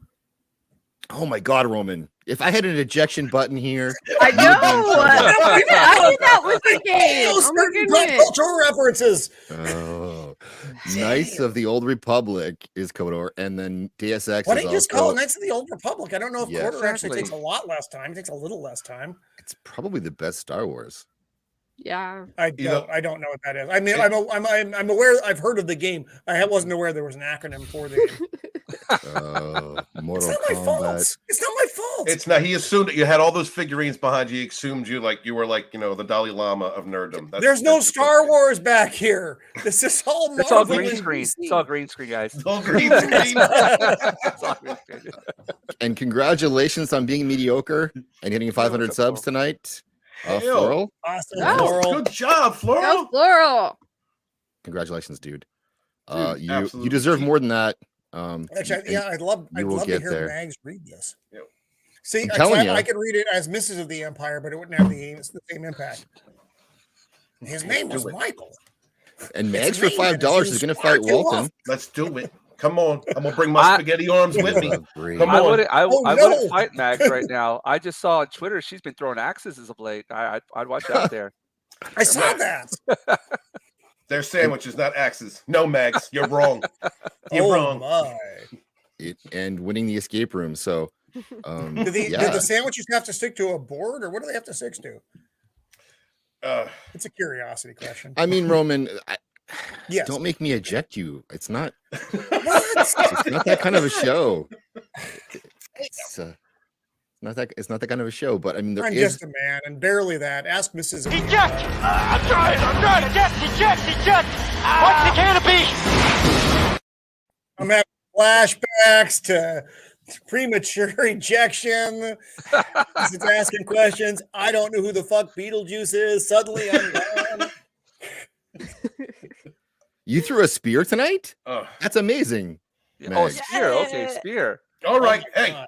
that's fine. Sometimes, Spartans got to go to war. Let's do it. Let's do it, Mags. I got you. That way, I don't know why. 7's better than 6. I have to admit that I was pretty jealous when I saw her picture with Steve and Brian there in the escape room. But I'm Nice. assuming it's an escape room. So good to see you guys hanging out together without me. This will be for Mags and for Tickle Trunk. Let this be the hour when we draw swords together. Fell deeds awake.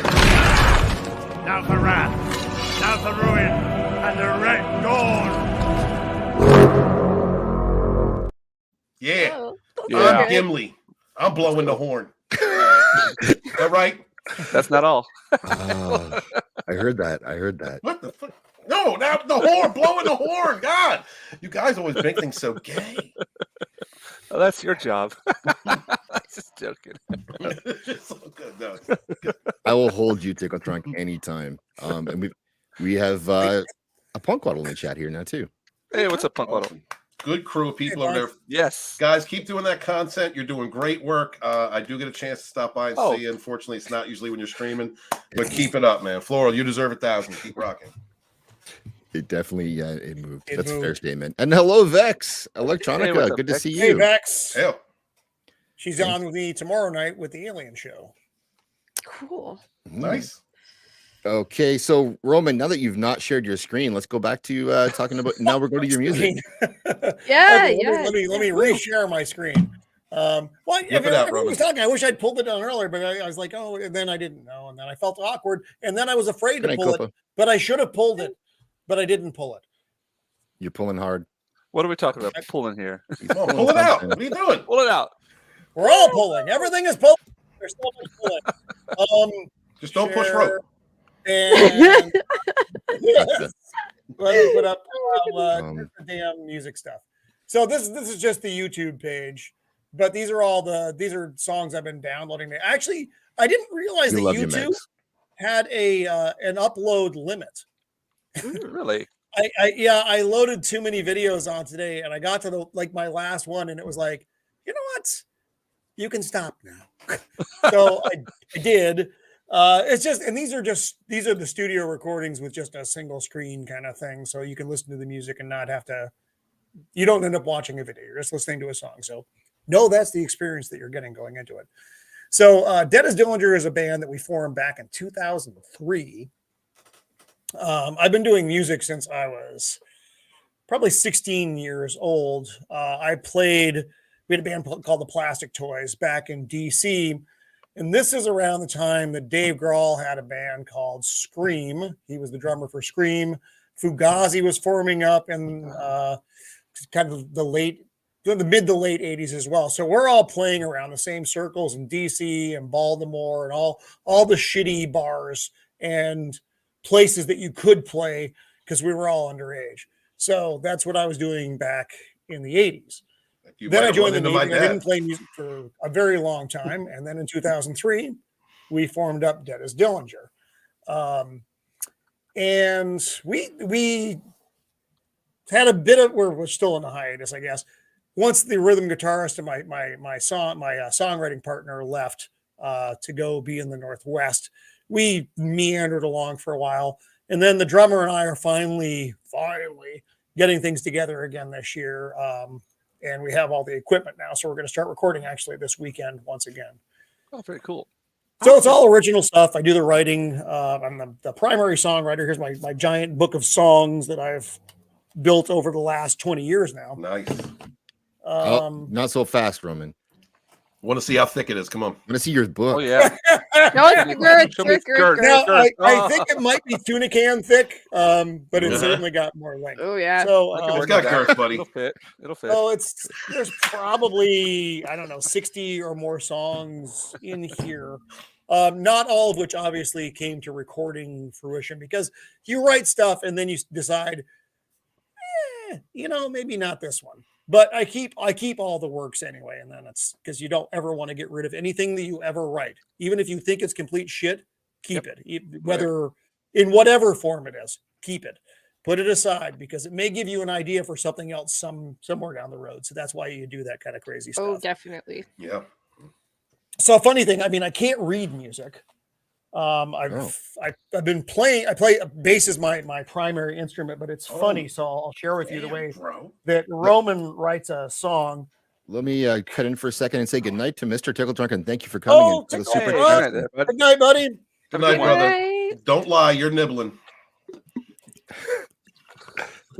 It's like he's like that guy in Hellraiser. I mean, Chatter. Yeah. The chatterer. Yeah. Chatterer. Yeah. Chatterbox. The tickle chatterer. Yeah. So. I'm sorry, brother. I didn't mean to throw you off. It's not that hard, quite honestly. I'm old and I drink a lot. I see something shiny. Maybe it could be a nickel. It could be a nuclear explosion. I don't know. I'm like that about crazy women. I understand. So, Zach, show the people's. So this is how a person who can't read music writes music. Oh my goodness, that's interesting. Okay.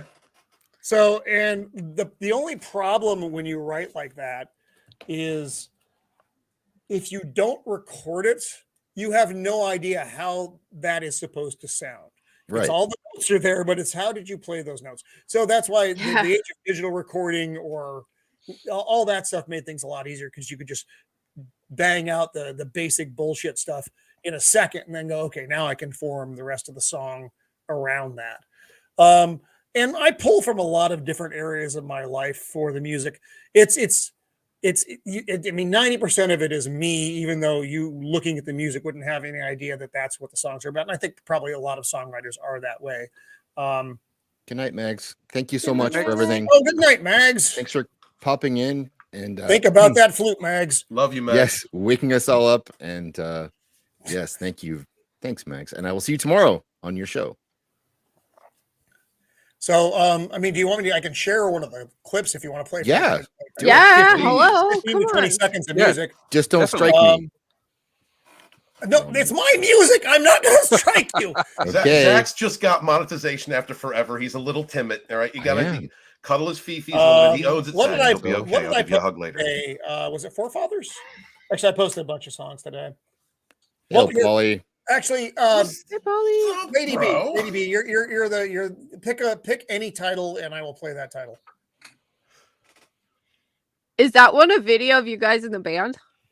But those are long form videos. The other ones are just music. Oh, go. okay. Let's You pick see. one, lady. Oracle? Oracle? Is that what it says? Yes. So I actually this is a fun song.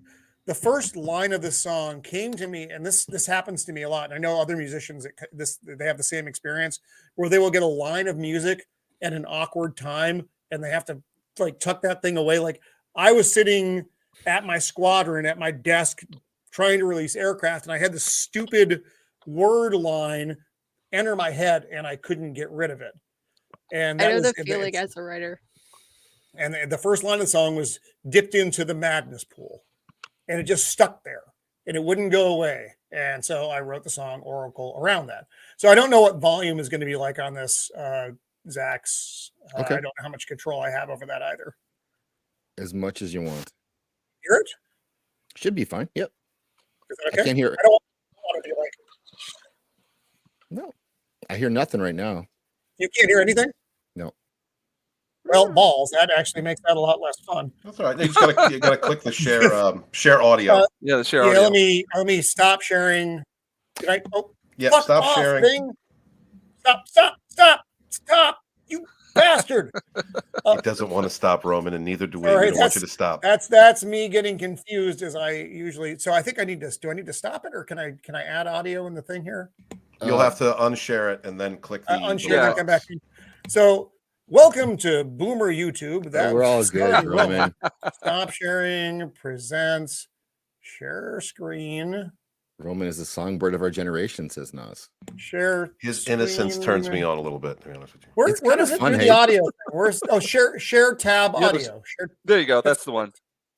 Make the bad man stop. Look, I'm sorry. I know. Actually, let me try let me try sharing tab. Maybe that'll work. Will that take me out of this thing? All right. I think it just shows you what's in the frame of the tab. Oh, here it is. I figured it out. Okay. God, you just sounded like me at 13 on my first date. That's awkward for everyone. Okay, it's back, Zach's. I'm sorry. Okay. Which is also something I said when I was 13 and on my first date. I really like this guy. All right, so let's take it. There we go. Can you hear it now? Yep. Is it too low or is it too high? Nope, you're good. Good for me.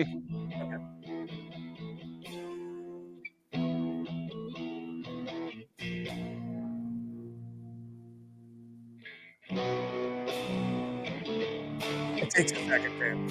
Yeah.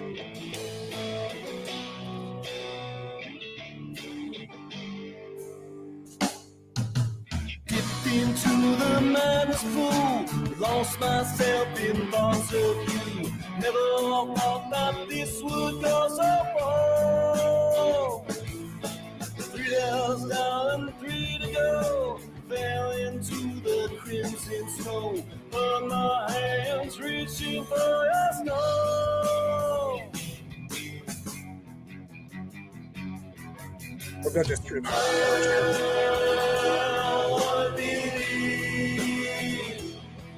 But you cut me down.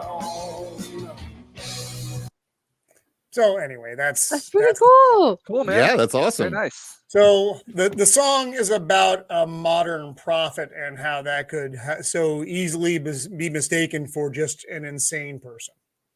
So because I mean, would you know a modern prophet if you saw one, or would you just think it was some crazy guy on the street? You would think it was a crazy guy on the street. And that's Every time I look in the mirror, Roman. Sorry. It's funny when you're talking about your book and these false prophets, these crazy guys. I don't know if you guys have read it yet. Like Stormlight Archives. Has anybody out there read it? They keep trying to get me to read Brandon Sanderson. I read like 4 chapters of The Wind Kings, and I'm just like, It's good. It's good stuff when you get into it. But it's a lot about that. Like Aldan's trying. Aldan is trying. He's making me like my own audio recording because he's Australian and he has this just amazing accent and he's so excited about it and he's really like wants me to like it. It's awesome. So yeah, where are the white women at? That's Paulie. Not here. What's up there, Paul? Wow. Not here. You got a fancy hat on today. Get the fuck out of here. God, look at you, sexy. I ain't seen you in a hot minute. Oh, thank you. Tilt that a little bit more for me, Paulie. Come on, just a little That bit more. is nice. What's happening? What's going on? What are we doing? Who are we? Questions. They're all good questions. They're all questions we solid. ask ourselves every day, but we haven't answered for. Right. What's You know going Roman? on? Roman of the Fucking Empire, Walton? Paulie? Much, brother. How are you, dude? You looking good, bro. Them subs are looking good on you. Skin's all tight. How do you look that healthy? I don't understand. I'm aging like crazy. What's going on with you, bro? I haven't had a drop of alcohol in 8 years. Go, man. Good for you.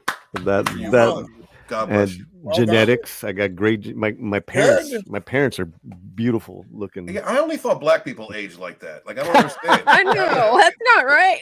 Man, come over to Japan, man. I look like I'm 80 years old over here.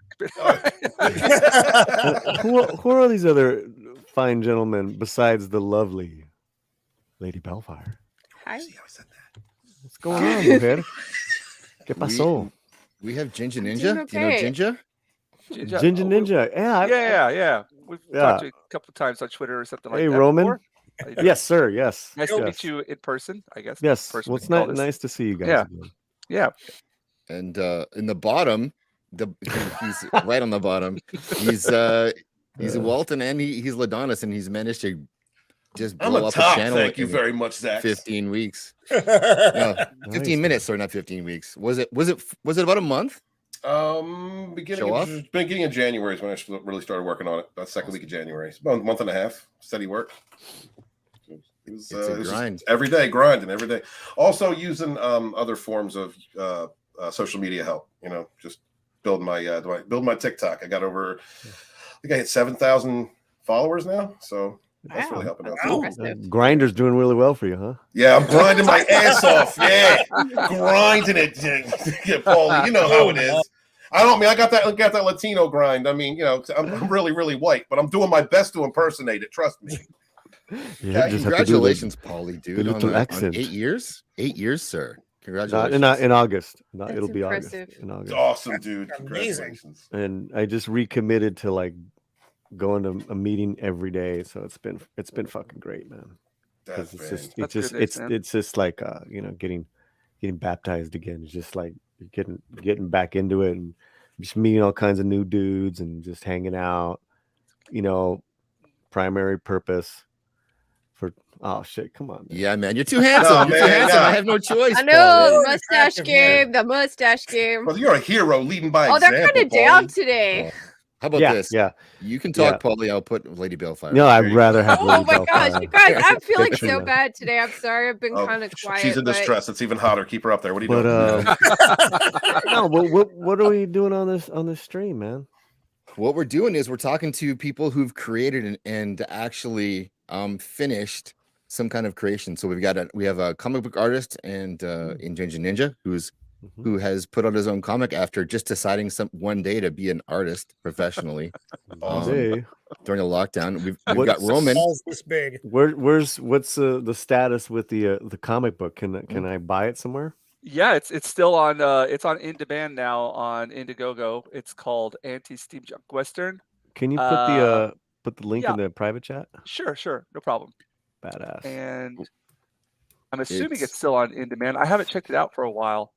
It's been a few minutes. There we go. Could we put it up on the screen for everybody so they can see it? I mean, Jinja, just a note. Whenever someone asks you something new like that, and you say, "I really don't know. I haven't checked in a while." Don't say that. Just say, "Oh man, it's the greatest." Let me get you the link, brother. I am the worst at promoting. I don't even know if anything I do, I don't even know if it's up online anymore. Look at Zach's like, oh man, we got independent creators today. We got a comic book guy. Oh, but I don't know I if was it's gonna give you a online. reason for it. The reason is I'm just like got so much more work afterwards. I'm so busy, you know what I mean? It's great. I can't keep it. Good. Ninja's It's like, in I the may not even chat. own a Oh, company you'd be- anymore. I have no idea. There you Is it still go. even out there? Yeah. Dude, Steam junk. Let me. I'm Master. going to share it up Yeah. on here, and you can look at the Indiegogo screen. And he's Yeah. also a commissioned artist, so he's really doing the thing. So Yeah. He is, and I can't wait to see it. Maybe I'll show like a little piece of the bottom or something. You want to see what? Some A bottoms? little piece Oh, of Yeah, Belgian bottom. Yeah, It's yeah, bottom. yeah. Sorry, Yeah, no, baby. no. Go, girl. Jinja is doing some art for me. I'm getting some new icons for like my channel and stuff like that. So I'm Awesome. very excited. The goal for me, like we've already like went way past our goal. I wasn't even expecting, you put something out there and you're really grateful for everybody to buy it. I would love maybe it's like this I don't know what the word for it. I know Japanese so much better than English anymore. But you want to see like it's at 47 backers right now. You want to see it hit that 50 mark, you know what I mean? So if there's 3 of you guys out there that want to, help us get to that point, we would much appreciate it. And I say we because I'm working on it with another guy. The writer is Thomas Stinger. He's the one who provided the story, and I basically did the artwork, the design, the layout. I did all the the lettering. Just when it comes to What's the the visual style called? It's like it looks like a painting. well, that's what it's all. It's all done by hand. It's all. Well, see, I worked in fine art originally, and I'm trying to apply that into this kind of work. In the end, it's just me messing around trying to find my own style, and I'm incorporating. I like a lot of the. I get confused with my comic book ages, but like late like 80s, early 90s, that kind of feel, but. I love like Van Gogh. I love Rembrandt. I love all that kind of artwork as well. So it's just incorporating a bunch of styles together. And I also like Teixeira and That's you? Jack Kirby. The picture, yeah, this is your work. Yeah, this is a commission piece from Tokyo Comic Con. It's a very small one, about this big. It's done on these mini sheets. They just said they wanted the Riddler done, and so I popped this kind of stuff out in about That's cool. 30 minutes or so. Dude, wow. Yeah. Really? Dude, bro, that's insane. Well, it's a small picture. Yeah. Steven, I mean, you've been around this fucking community for years, man. I mean, you got to feel proud about what's going on. Yes. Absolutely. The growth of independent creators, and not only that, but the sphere, Paulie, that you and I, people like Zax, have helped to perpetuate, to help to grow, to make sure that people feel comfortable out there putting out their works. The leadership of people like Roman, writers who are out there doing their thing, like a Dega Outlaw, Kai MFS, people like Jinja Ninja out there just putting out these types of works. That is all inspirational. And this is so fun. It's because of you guys too, man, that I got into this as well. Like I wouldn't have been able to take this step if I didn't see that there was a bunch of you guys out there promoting this, supporting this, and just like you guys invigorated me. You know what I mean? Like I'm sitting out here in the middle of rice fields in Japan, like nothing around me. Oh, happy Women's International. Yes, exactly. Yeah, Women Day. That's what I want to see. Yeah. Save the tatas. So we have different people here now. We got Paulie here too now, Jinja. So if you wouldn't mind going through like how you got this started again, because it's directly connects to the community. Oh, it's completely like Nerd Erotics, Geeks and Gamers, Doomcock and guys like that. I started watching a few years back. And then that really inspired me to get back into comics and things again, and it's something I've always loved. And then we didn't have lockdowns here. We had like a lot of the businesses closed. I'm in Japan, by the way, Paulie, in case you didn't know. And, I heard. And so I have my own English and art school here. Closed down shop for a month, and I was like, okay, I'm not just going to sit around and wait for things to happen. It's time for me to make something happen on my own. Went on the Geeks and Gamers website homepage and went on the message board there. Found a guy who was looking for an artist. I was like, okay, I'll do it. It scared the hell out of me, right? It's the scariest thing to do this kind of stuff, but just took the leap. And next thing I know, I'm here. So I love it, bro. That's the journey so far. But it's totally you guys. Like I wouldn't be here at all if it wasn't for you guys. No, man, it's all you, bro. Look at this one. Yeah, Wow. that's The guy- lighting on his face, that's crazy. Yeah, there was a cosplayer at Tokyo Comic Con who commissioned me to do a Gambit piece. And the crazy story about this one, I don't have the picture to show you, but it's my first Comic Con I ever did. And the guy said, whenever you want to give it to me, I'm going to be here for all 3 days. So I was like, I love Gambit. I love the character. I'm going to take my time with it. He's like, cool. Just the last day is fine. And I got to the last day, and I ended up getting, in 3 days, I think I had about 34 commissions to work on, which is insane. Wow. And a lot of them were like afterwards. Like I told them, like, I can't finish it in 3 days. I'm going to have to send it to you afterwards. But this guy, I told him, like, look, I don't want to rush it. I want to really take my time with this picture because I really like this character. And I really like how you've gone out and you've done your cosplay for it and everything. Is it cool if I send it to you afterwards? And I'll throw in something special with it. He's like, yeah, completely cool. So I took this, did the illustration, and then I went in and I designed a comic card for it. And I made a comic card and I put like 5 of them in there. Like I'm front and back, cool. like with the info on Gambit, like his power levels and everything. I went through that, threw that in there with it, and it was really cool, fun man. to do. That is rad. Yeah. Are you? I mean, I know you get commissioned, but what are your favorite OG Marvel superheroes? Oh, well, geez, Wolverine. I love Wolverine. Like, you can't go wrong with them. Spider-Man, of course. I really enjoyed any kind of X-Men comic I could get my hand on. I was after like X-Factor, X-Force, even like whenever you had like Captain Britain with whatchamacallit. Oh gosh, what's the name of the team? Why am I blanking on here? Oh boy. Oh well. Excalibur? Excalibur, thank you. Excalibur, yeah. Yeah. Just That's cool. anything with X-Men involved, I was all about that. And that was because I only had one spinner rack in the town that I lived in, and that was it. So I went there and just tried to find what I could. And I would buy things because they look cool. But the X-Men stories I followed religiously. I love X-Men. They're my favorite. Yeah, it's Magneto. Magneto. Yep, Magneto's awesome. Yeah. How do you feel about Squirrel Girl? Squirrel Girl. Well, I hate squirrels. I have some feelings about squirrels. Roman, where are you taking this? What about yourself, Paulie? I mean, are you into that's anything? amazing. Who is this? This is so what my eventual goal is, I don't want to just be doing drawings and pictures of other already known comic characters. I want to make my own stuff. So I have like this just a ton of pictures of like models and things that are what I'll do is I'll look at a picture and I'll start drawing it and I'll create my own environment, create my own character with them. That is so really eventually cool. That's beautiful. Yeah, thank you. So what I do with these is I make them into postcards and prints, and I sell originals as well. And this one right here happens to be a very popular one with the prints. I've sold a bunch of those prints with that on it. Thank you. I wonder why. Yeah, so that's eventually I want to just have my own characters and have my own merchandise, my own, IP, and make that blow up in the future. Yeah. Cool. Alex Ross works in a similar way, though, Ninja. He works from photos, and then he creates that amazing environment around those photos. So it's a fun thing to do. Yeah, that's a great method. Hello, crazy. Yeah. Yeah. The most popular character that I get commissions for is the Joker. Everybody loves the Joker, and so it's like.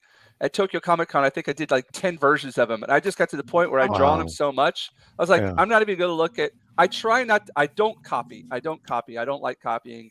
I always like to have my own look at things. So this one was like just completely from, I saw there was like the Killing Joke where he had his camera. So I was trying to make my own version of it. Right. Just playing around. Nice, man. Yeah. Thank you.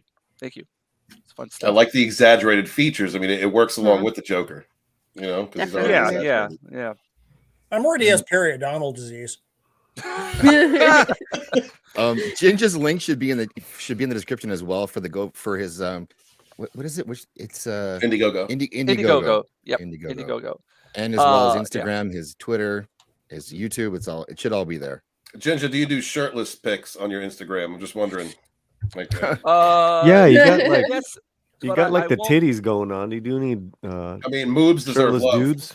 Yeah, Well, Paulie, thank you. And Walton, I'd be able to do one for you, and I would throw in a complimentary bonsai tree just for you, man. I'll throw a bonsai. Hey, the more wood, the better, Is that bro. a Thank euphemism? you. I don't know. What do you think, Lady Balefire? I think this is a good time for me to take my shirt off. Oh hell yeah! It's The the best mustache time, is Paulie. down. You Don't take get it your shirt started. off, but keep the hat on.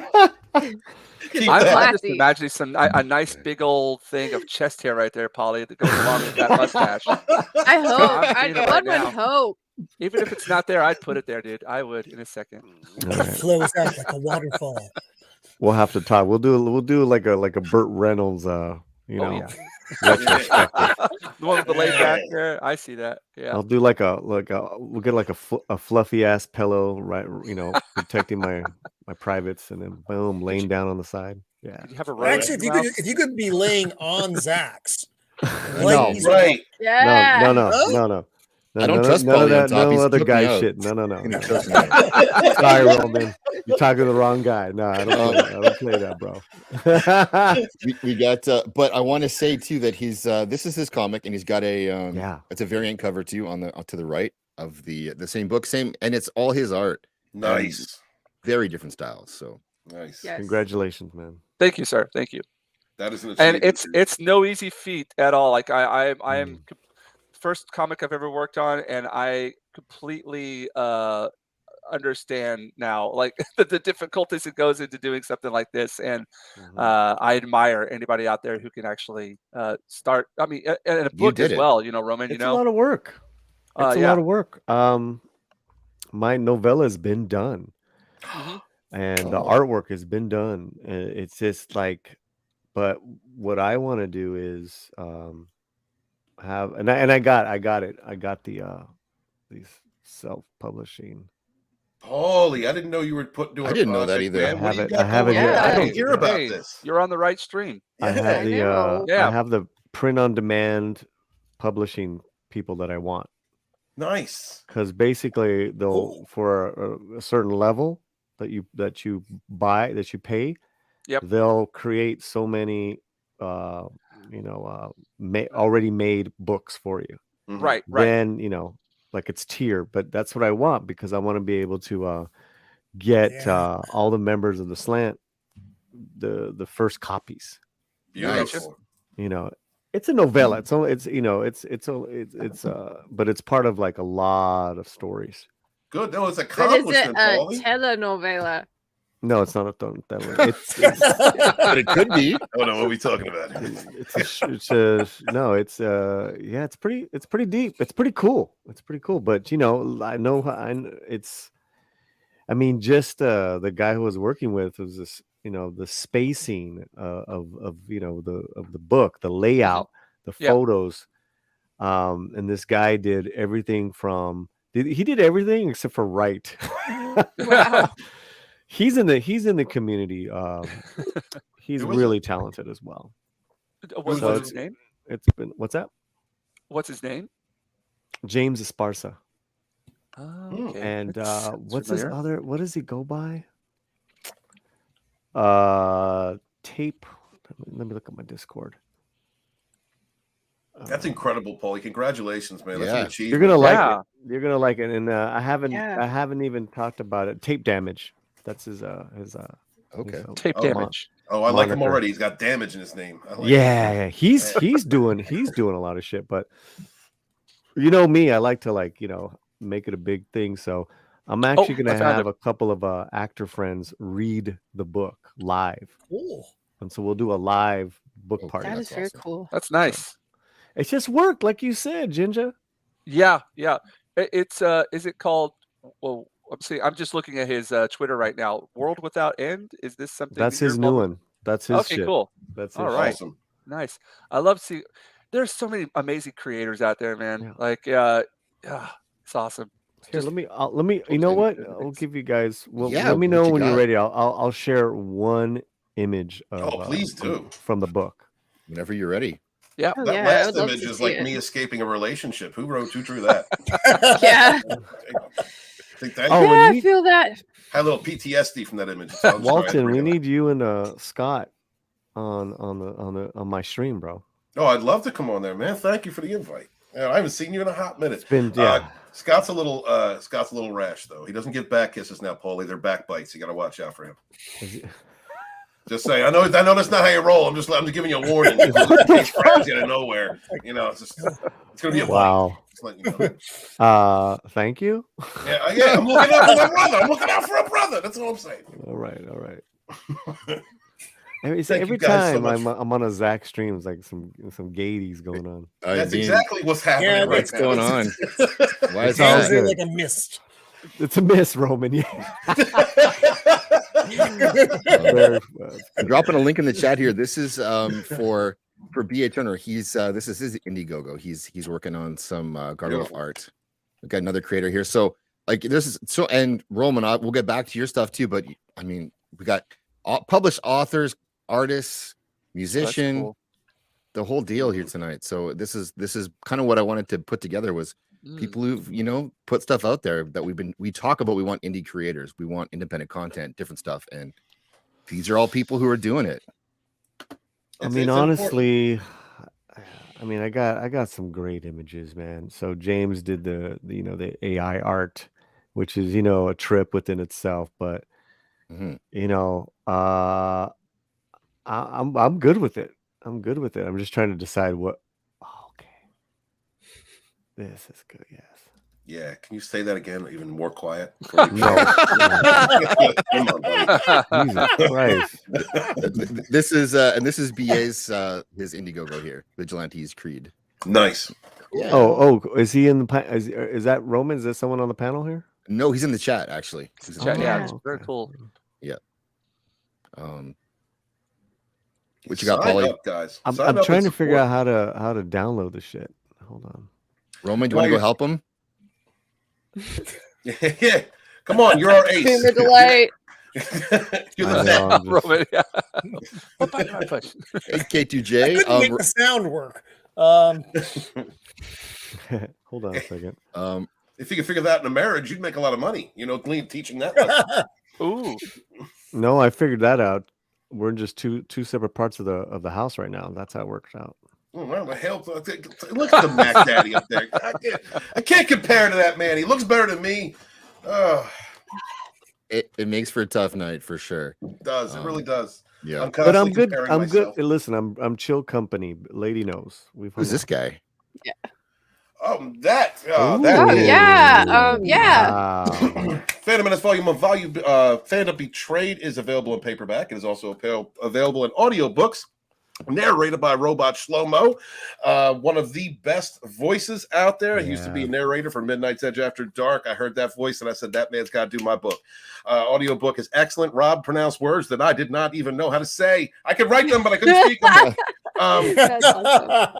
This book is about the background. It starts off from a time when something called Gamergate, which happened around 2014. There were YouTubers involved in that. It was kind of a predecessor, a precursor to our entertainments, comics, movies, television, being used as platforms to espouse political propaganda, division, hate, and segregation by fighting under the guise of inclusion while actually trying to break down, create racism, and separate people, creating proxy racism wars within our society. This is the lead up to The Last Jedi. There is a chapter in there for The Last Jedi itself. It also has a lot of different creators, emphasizes people in our community that are now very, very big channels that I wanted to highlight. And also highlights people from Comicsgate.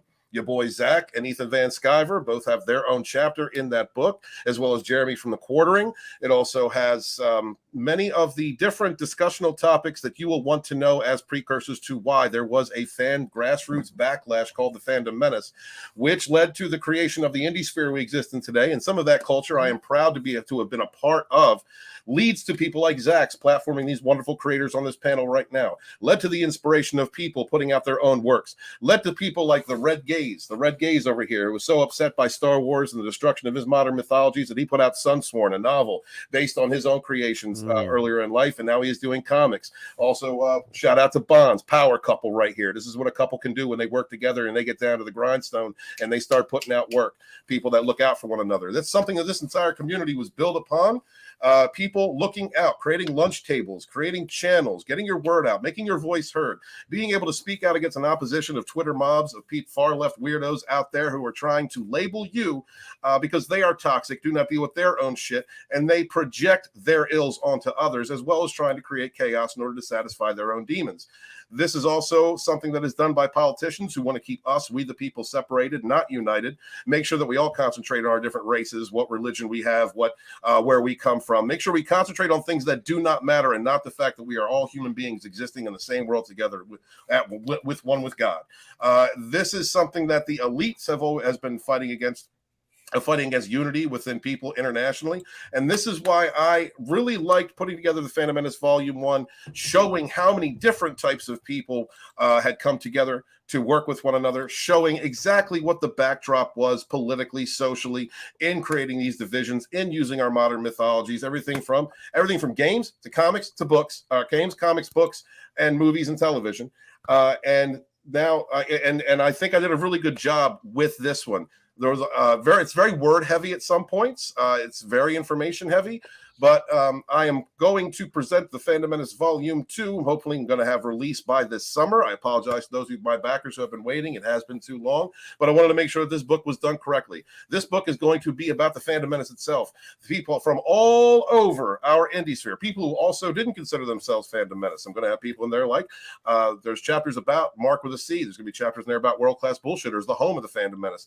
There's going to be parts in there about Geeks and Gamers. Jeremy Griggs, going to be Nerdrotic, and DJ Odyssey are going to be helping me tomorrow, doing an interview to help me put together a chapter about Doctor Who. I am not a Whovian, so I want that fandom fairly represented.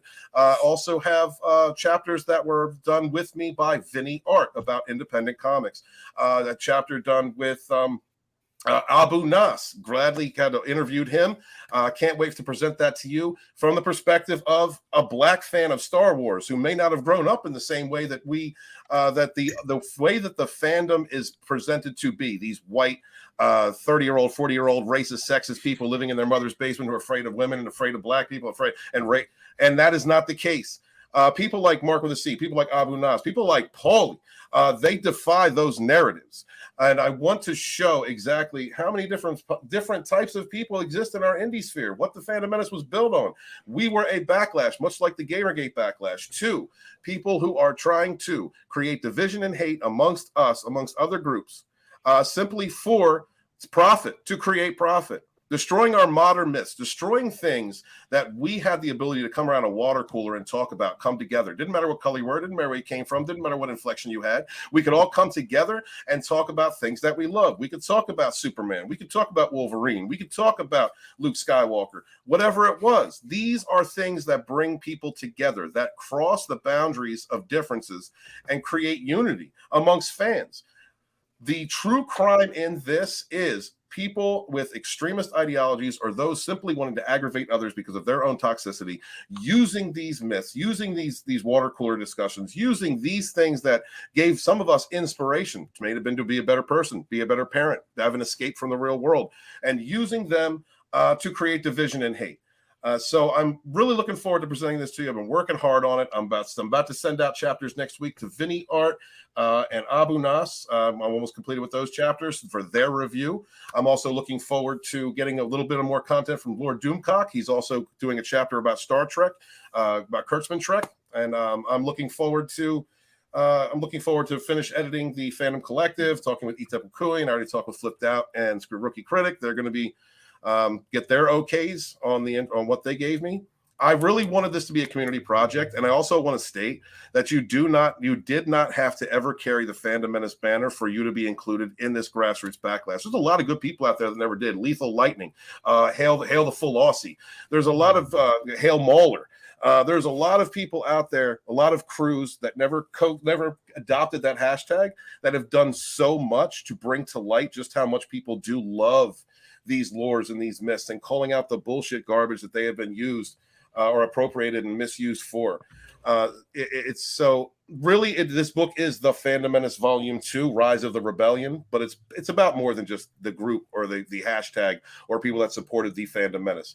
It is about It is about people standing up for their rights to exist, to not be labeled, to enjoy the things that they want to enjoy, to have the voice that they deserve to have, and to not be silenced by hateful, bigoted, racist, toxic ideologues who exist in Hollywood and in politics and on Twitter, them small mobs of hateful flying monkeys, them not controlling the narrative of who we are. And I can't wait to present that to you guys, and I will give you an update in about a month as to how far along that project is. And when, like I said, hopefully I want to get it printed summer and released by July. So thank you guys very much. I've got it on Audible, and so I highly recommend picking it up if you can. Thank you. Yeah, it's Rob, great. Rob narrated that book so well. I can't say enough good things. Robot Shlomo, guys, subscribe to him. Unless Paulie wants to read it. If Paulie wants to read it, then I'll buy that one. Paulie should do a couple quotes for volume 2 in Spanish. Yes. That's what I think Paulie should do. I think Paulie should add a little bit in there for the Latino community. And I don't know, maybe talk about the Latinx bullshit, you know? Yeah. That's actually, I like that idea. I like that idea. You know, if you want to, Paulie, let me know. Congratulations, man. That's Thank you great. very much, brother. And I'm looking forward to part 2. Thank you. I'm looking forward to hearing about your book, man. Yeah. What's going on with that? Yeah, Go, do you have Paulie. anything for us? I don't know if I'm ready to show it just yet. Oh, he's not going to tease. whip it out. Oh, come on. Yeah. He's going to tease. He teased us. You don't have any art? Didn't you say there was art with it? Yeah. Wait, is it called Latinx, man? No, Latinx man. Okay, Don't do that, dude. sorry. That was terrible. No, Yeah, there was a very funny video on that. That it actually had a lot of smarts to it. It was called the Latin X-Men, and they couldn't save City Hall because they couldn't decide what to call themselves. It's actually pretty brilliant. It's actually very well done. God. I still have it. Sometimes I play it. Dude, that's great. That's a great But idea. let me If give me you one can't more share second. that- Let me try to get Homeboy at least in the chat. All right. In the chat. Until then, let's just say, hail all these independent creators out here, guys. Please support, and if you cannot financially support them, sharing out a link means an awful lot to independent creators. You don't know how much it means when somebody sees a like or a retweet on their campaign. When you just simply sign up to get emails to know when those campaigns are going to be coming out, you don't know what it means to an independent creator to see someone else they may not even know sharing out a link to their work. That gives them inspiration to keep going. That gives them the hope, the faith in themselves to keep on pushing and put those independent works out, because we don't have an industry to support us. We only have each other, and we rise together. And I want to thank every single person that supports independent creators like Paulie, like Jinja Ninja, like Roman. Thank you guys so very much. You are the reason why we do what we do. Hail. Hail to you. There you go. I know, there's your speech. Damn, like, I There was you go, gonna Zach. finish my novel. I love it. I love Back it. kiss, I love Zach. it. Come on, give it to me. Love Come it. on. Back kiss. Sweet. Man. What? Ro- Go ahead. I want to go back to Roman for a second here. Oh, what I do? Am I in trouble? Am I getting No, booted? no. Oh, you're in trouble. Oh. Why are you not writing a part 2? Why is part 2 not already done? What's your excuse, Roman? It's funny. I don't know is the answer to that. I actually did start it. I started it, and then I lost my legs, and then I never found my way back. And I do think a lot of, and this is going to sound like a cheap excuse, but I never found my writing environment again. After that, Yeah. that time in isolation was really, and it was just perfect. It was kind of a perfect lineup of all the things, and then being back here. But I mentioned it before. It's a matter of also discipline. If I wanted to stay up till 1 o'clock in the morning every night writing, I could do that. But I'd have to get up. I still have to get up at 7 o'clock every morning to take care of the things here in the of the Empire, ranch that need to be attended to. So it's that balancing act, which I just haven't found again. It's not that I don't want to. I do actually. I want to revisit these characters. I've had a lot of people reach out to me and say, "Hey, what's going on with Nick? What's going on with Henry? Why haven't you gone back?" And it's like, good. I'm like, I do want to. It's like, it's not like I don't want to. I do. But I never found never, it's, you know, I'm not like Salinger where I wrote the one thing and that's going to be it. I'm almost certainly will do it again. It's just kind of, I need the environments. Mm-hmm. Plus, it's like kind of a mood I found when I write. Yeah, it's a headspace you're in, and sometimes you write things, and it's like that's me at a time, but I'm moved from there. I've grown, and so you're just like, music, I don't know if I can come back. Yeah, the music took over for a long time after that because remember, like I said, I finished this thing a long time ago, and then I actually had to do some revisions before I got it published in 2017, just because times had changed, and some of the stuff that I did put in the book would have been wildly inappropriate instead of largely inappropriate. And even though it does take place in the past, where it's time before cell phones, before the internet really kicked in. You had internet, but it wasn't like the thing. So a lot of the problems that could have been solved pretty readily with modern technology didn't exist at the time of the book. So it takes place in then. So now writing it again, I have to move these characters. Am I moving them 30 years? Oh my God, that's beautiful. Wow. Wow. I didn't mean for you to cut them off, dude. What am I supposed to do? Now put that up there? You just dropped the long stream. We were listening to Roman talk. Well, Paulie said if I don't put him on right now, he's going to come choke me out in Canada. I didn't say that, man. Choice. I actually buy that. I accept that. I did not say that.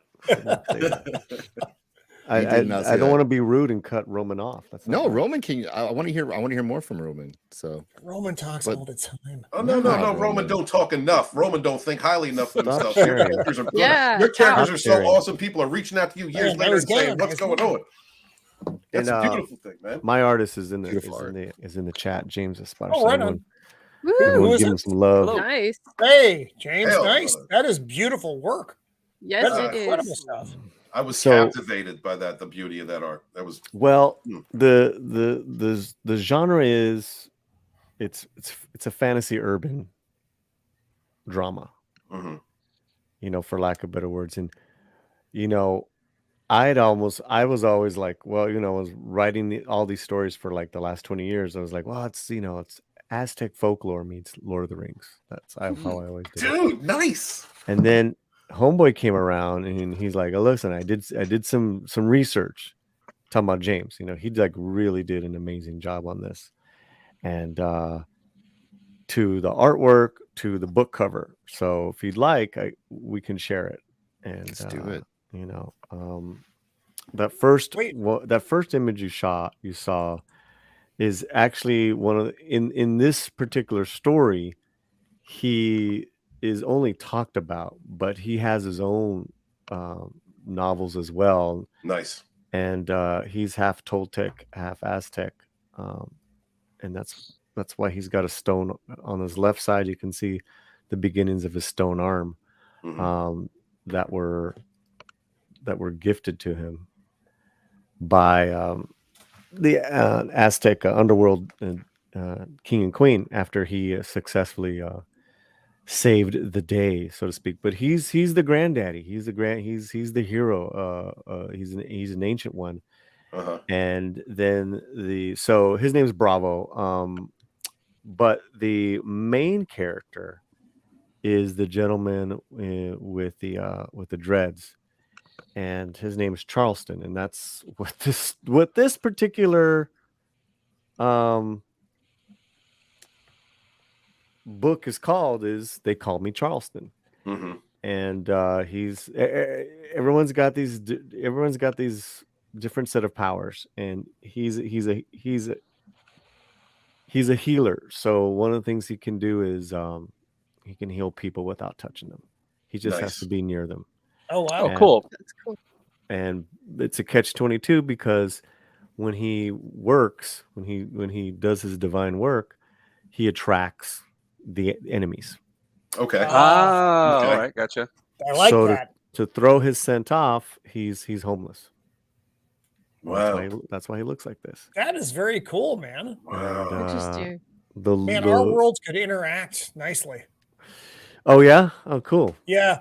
Well, it's mine is. I mean, mine takes place in the city as well, Mm-hmm. and a lot of these things would easily, you could have this strange Aztec world on top of my dark Catholicism world. All these worlds, all these things interacting at the same time. That's fantastic. I love it. I love that type of environment. Well, James has that world as well. So I was when I saw James's work, I was like, hey, can you come and work on this with me? Because I've had these stories, you know, and I've been writing for decades, and you know, this one kind of came out right before the lockdown, and it was so weird because they didn't write it as such. It's just that all the characters are half black and half Mexican. There wasn't any, had nothing to do with anything that went on because I wrote it before.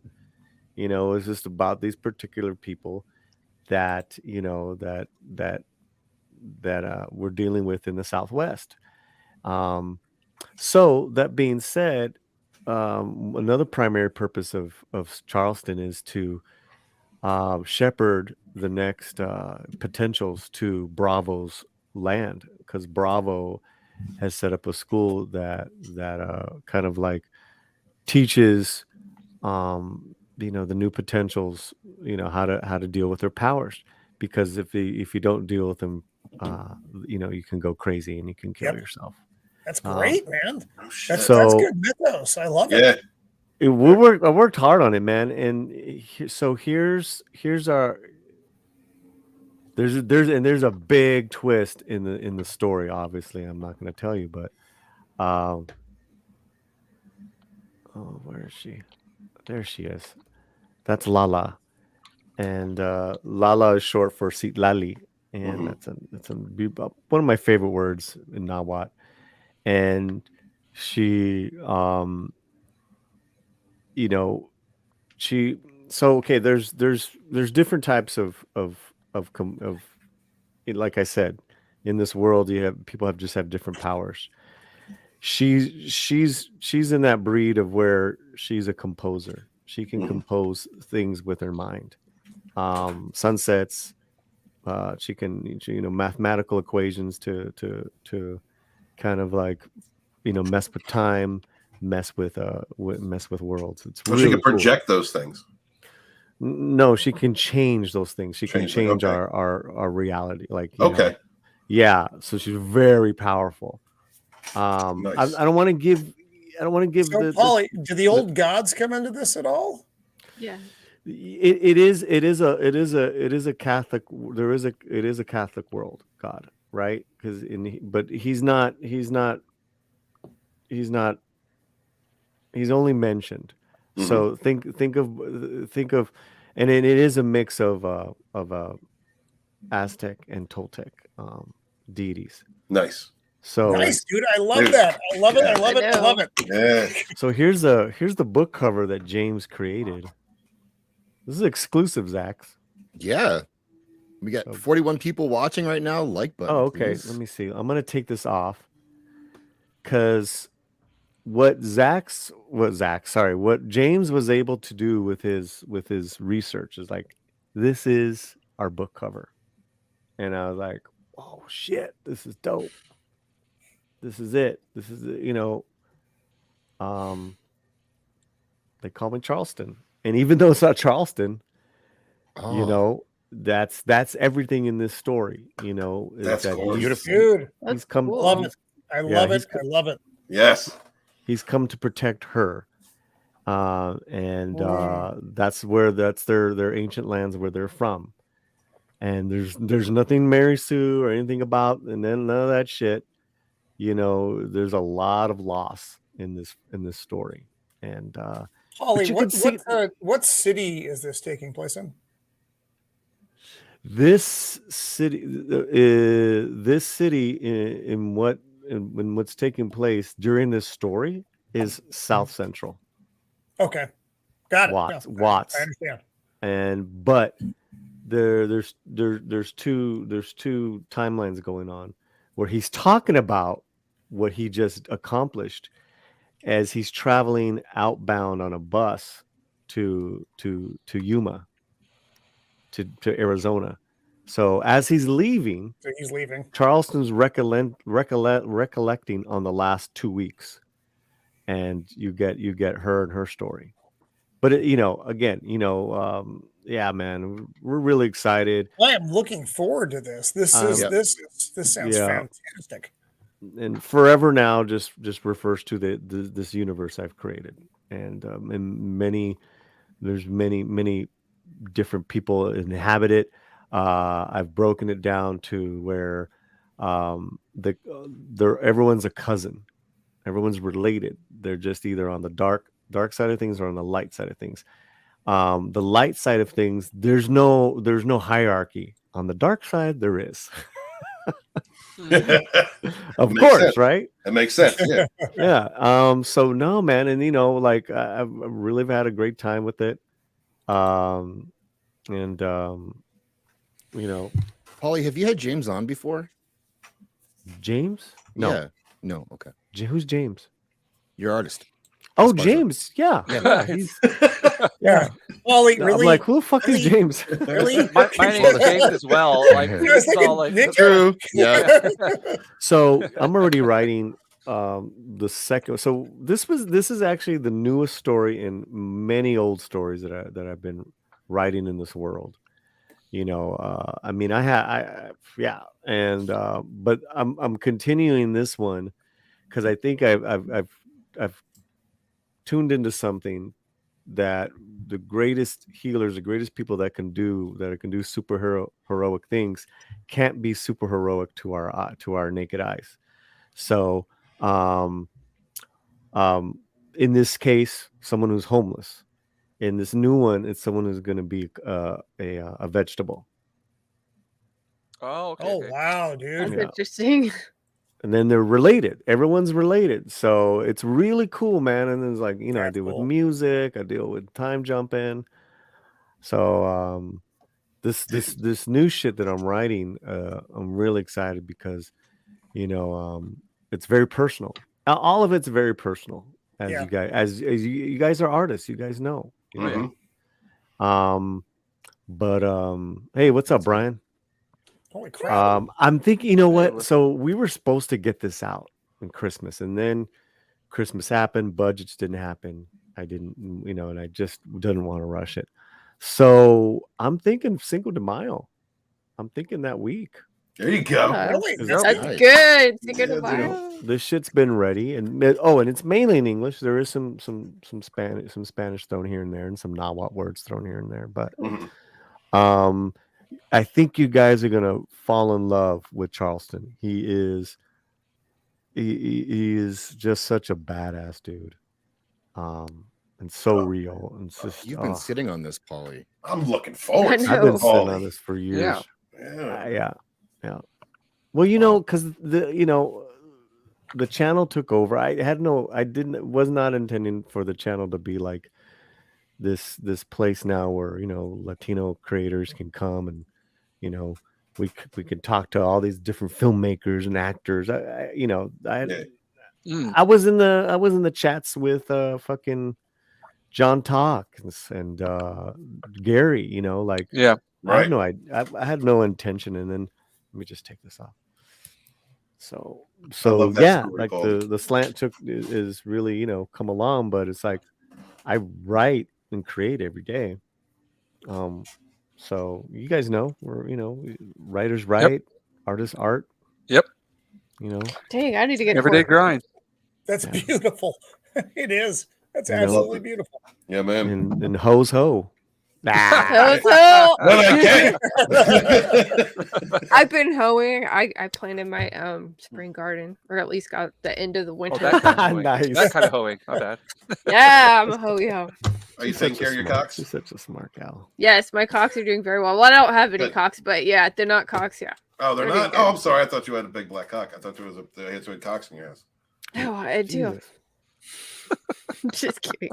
But yeah, I think you're really guys gonna like it. I think so. What I'm gonna do is all the members, like from my highest paid members to the lowest, I'm gonna gift them all books. Oh, nice.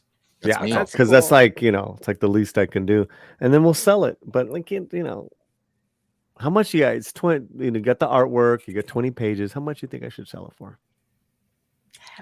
Man, what, 20 pages, that art? in that story. I mean, dude, honestly, dude, don't sell yourself short. It's $20 a piece, man. Throw it out there. Nah, it's too much, dog. No, it ain't too much. Well, not for that level of art and the story that you're trying to present. That's a lot of scratch. What the problem with it is, if you're going indie, you have to. Well, I mean, I don't know if you're wanting to make a profit from it or not, or if you don't want to go into the red. So we had to charge $35 for our comic. It's just part of the game. You know what I mean? Wow. I mean, it's a 60-page comic, and that's 60. Yeah, it's a 60-page comic. That's but a novel. In the end, whenever you get done, like printing it, like you're not making that much of a profit, to be honest, from the end, because someone else is printing it for you, right, Paulie? Correct. I'm gonna get, and then they're gonna print so many for me, because it's part of like a buy I'm doing for, like, right, whatever I know what the number is. I just don't want to share it. I know. Don't do that. Right. No, you know what's up, and then people will be able to print on demand. Just what, find something that's acceptable for you. That's going to be that'll be profit. That'll be in the green. If you want to make $2, $3 off each one, then do that. Yeah. I'm just excited. Like, you should be. I'm gonna call some friends, some actor friends, and fucking do a live reading, dude. That's badass, bro. That's great. Because there's some juicy, juicy descriptive in this story.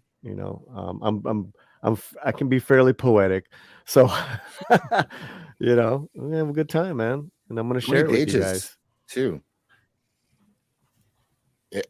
And you have 20 pages, and how much of it is illustrated of the 20? Oh no, I mean, the layout that James did, which is beautiful.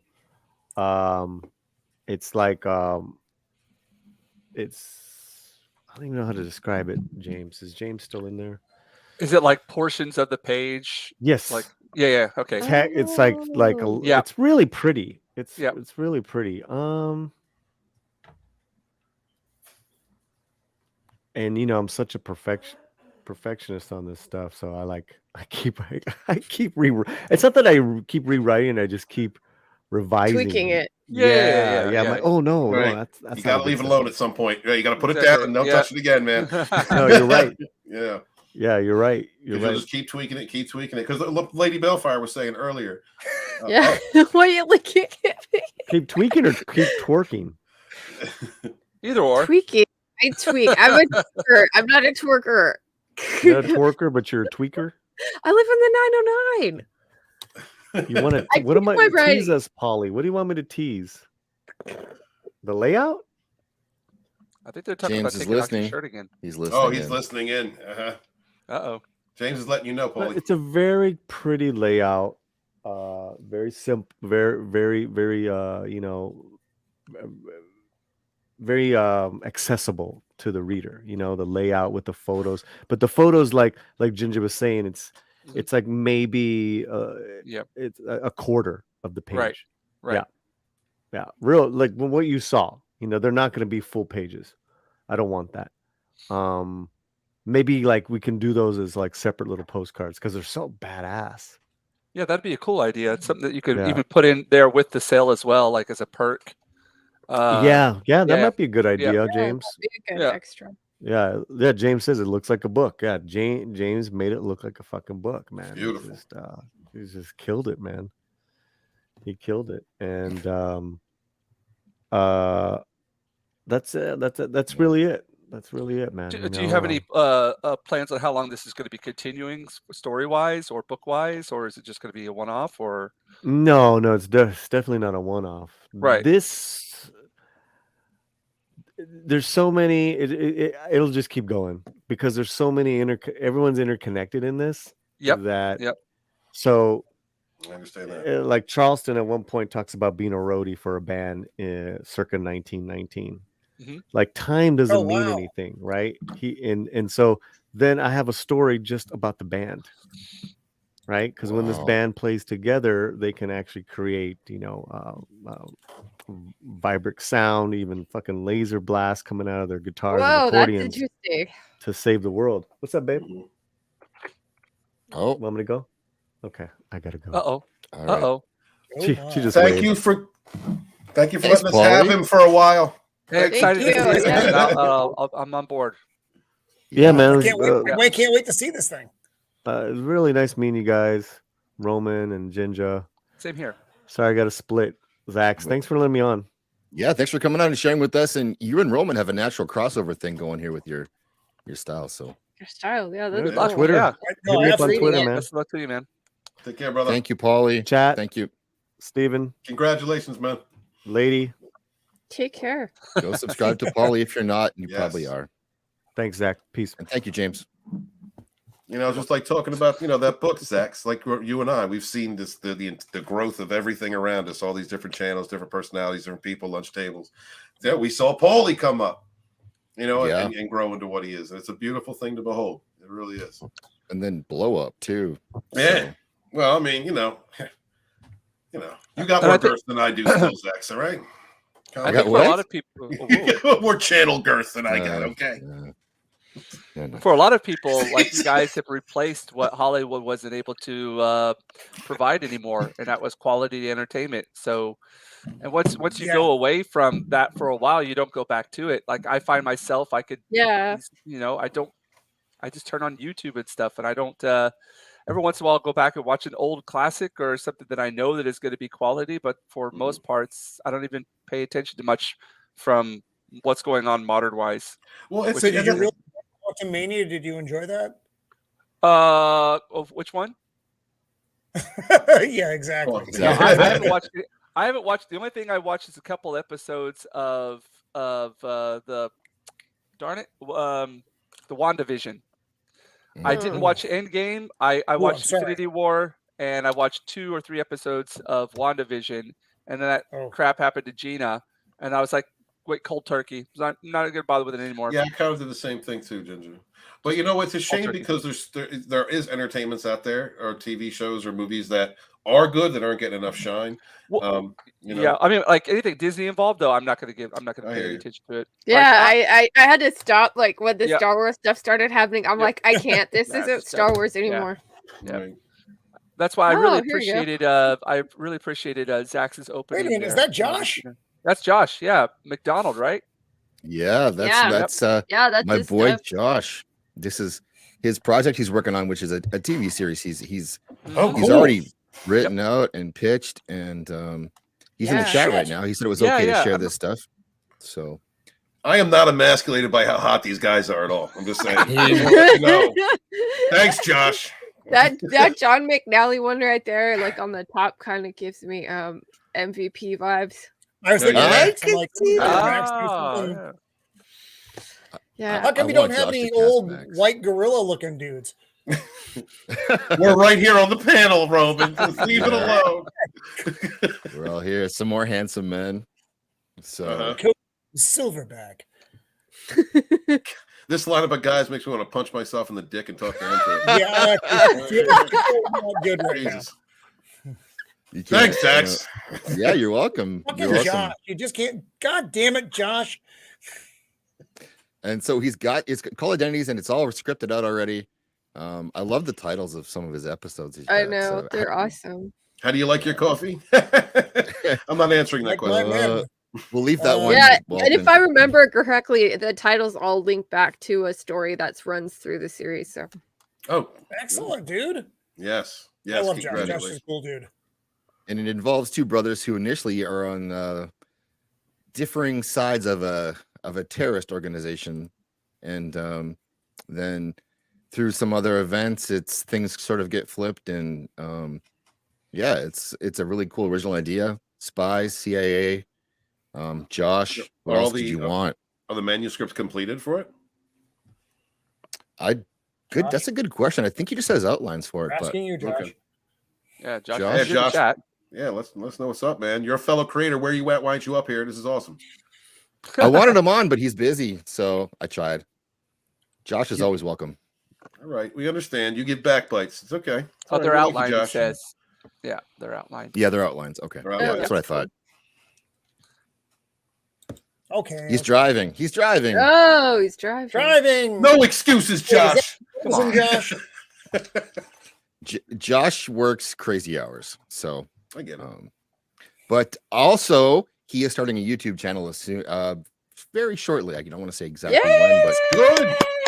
You are Congratulations. already invited on Rogue. Come on in as a guest. We'll promote you. Ooh.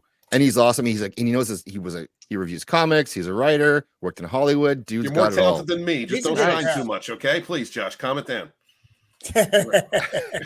I am the least talented person on my own show as usual, so that's all right. Oh, In come the on. arms, Zach. They make up for it. Yeah. Just keep buffing the arms up. I should have been going to do chin-ups between segments here. That would have been helpful. You keep Yeah, on putting get that mystique. pumped. Yeah, that's right. I'm sorry. I mean to talk over you. I'm sorry. Pumping iron. We need the pumping iron clip. We're going to pump you up. Josh, we want you in a mesh shirt that screams, I will tie you to the ceiling and make your fantasies come true. Just do that for us, man. Just one string. Yes, do it. Thank you. Yes, thank you.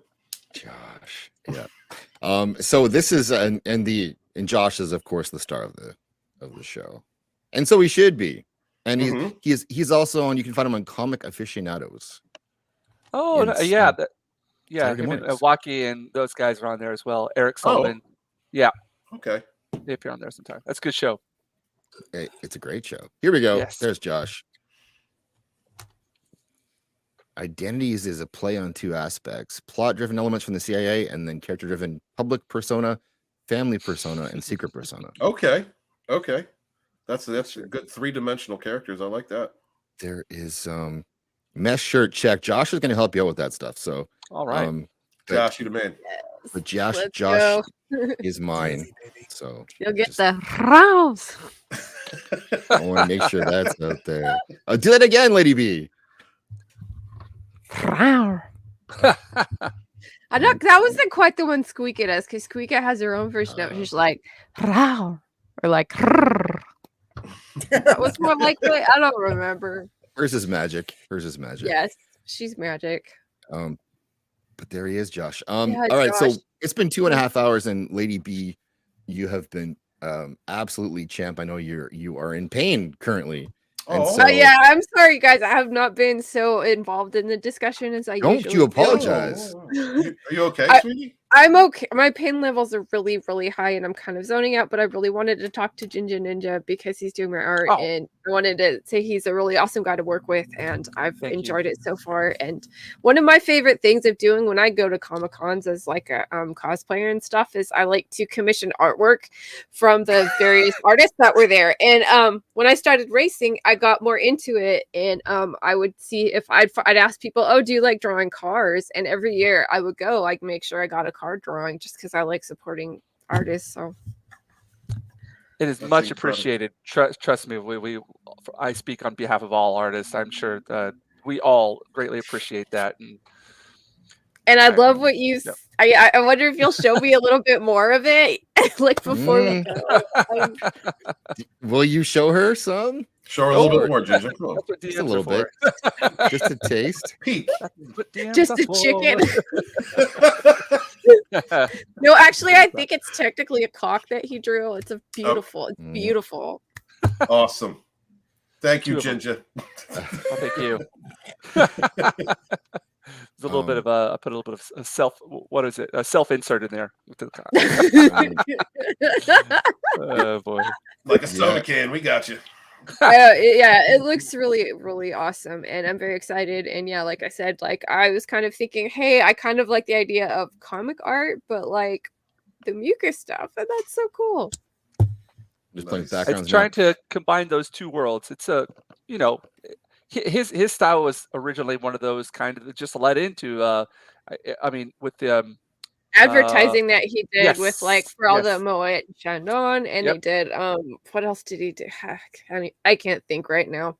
But Yes, there he were did. other things, and that he did a lot of poster art for like I think like Medea is one of my favorite ones, and yeah, it's stunning. And This is wow, the yeah, that's this- Alphonse Mika. blow- if you blow they want him had up. an Blow his exhibition ex. here in my city. Yeah, this is Alphonse. Ah, Very good. So they had an It's so exhibition cool. in my in the city here, and like yeah, if you just look at this kind of work, it's Oh yeah. this is his stuff, and a lot of these posters that you're talking about, like right here, Yeah. Just that kind of style. I mean, it's Like, I love it. yeah, and this kind of work led directly into the comics that we have nowadays. It was what's it called? The artwork that has a written Art Nouveau. sequential Oh, artwork. sequential artwork. Yeah. You can take That's it down. cool. No, you're not gonna show up. Why? It's like, It's so cool. It's so freaking cool. You're hot. Embrace All it, right. Jinja. Come on, show it off. Profile for us, man. Let's go around, and I'm sure I've given everyone short shrift on tonight on this show, but you guys have been amazing. Like, this has been a fantastic panel. Unbelievable. Zach, thank you for putting this together. It was Great great. chat. Yeah. You don't usually get to do things like this with people like these. This is a hoot. Usually it's just us making fun of each other, making cock jokes. So this is really good. We still have the dick jokes. What? They're there. We had some dick jokes. We for slid sure. them in there a couple places. Yeah, we slid them in. We snuck them in Just a like a, tip, just a tip. like a camouflage condom. Didn't see it coming. We got it. Let's go. It's been so this is something I really wanted to put together, and I'm glad that it all worked out.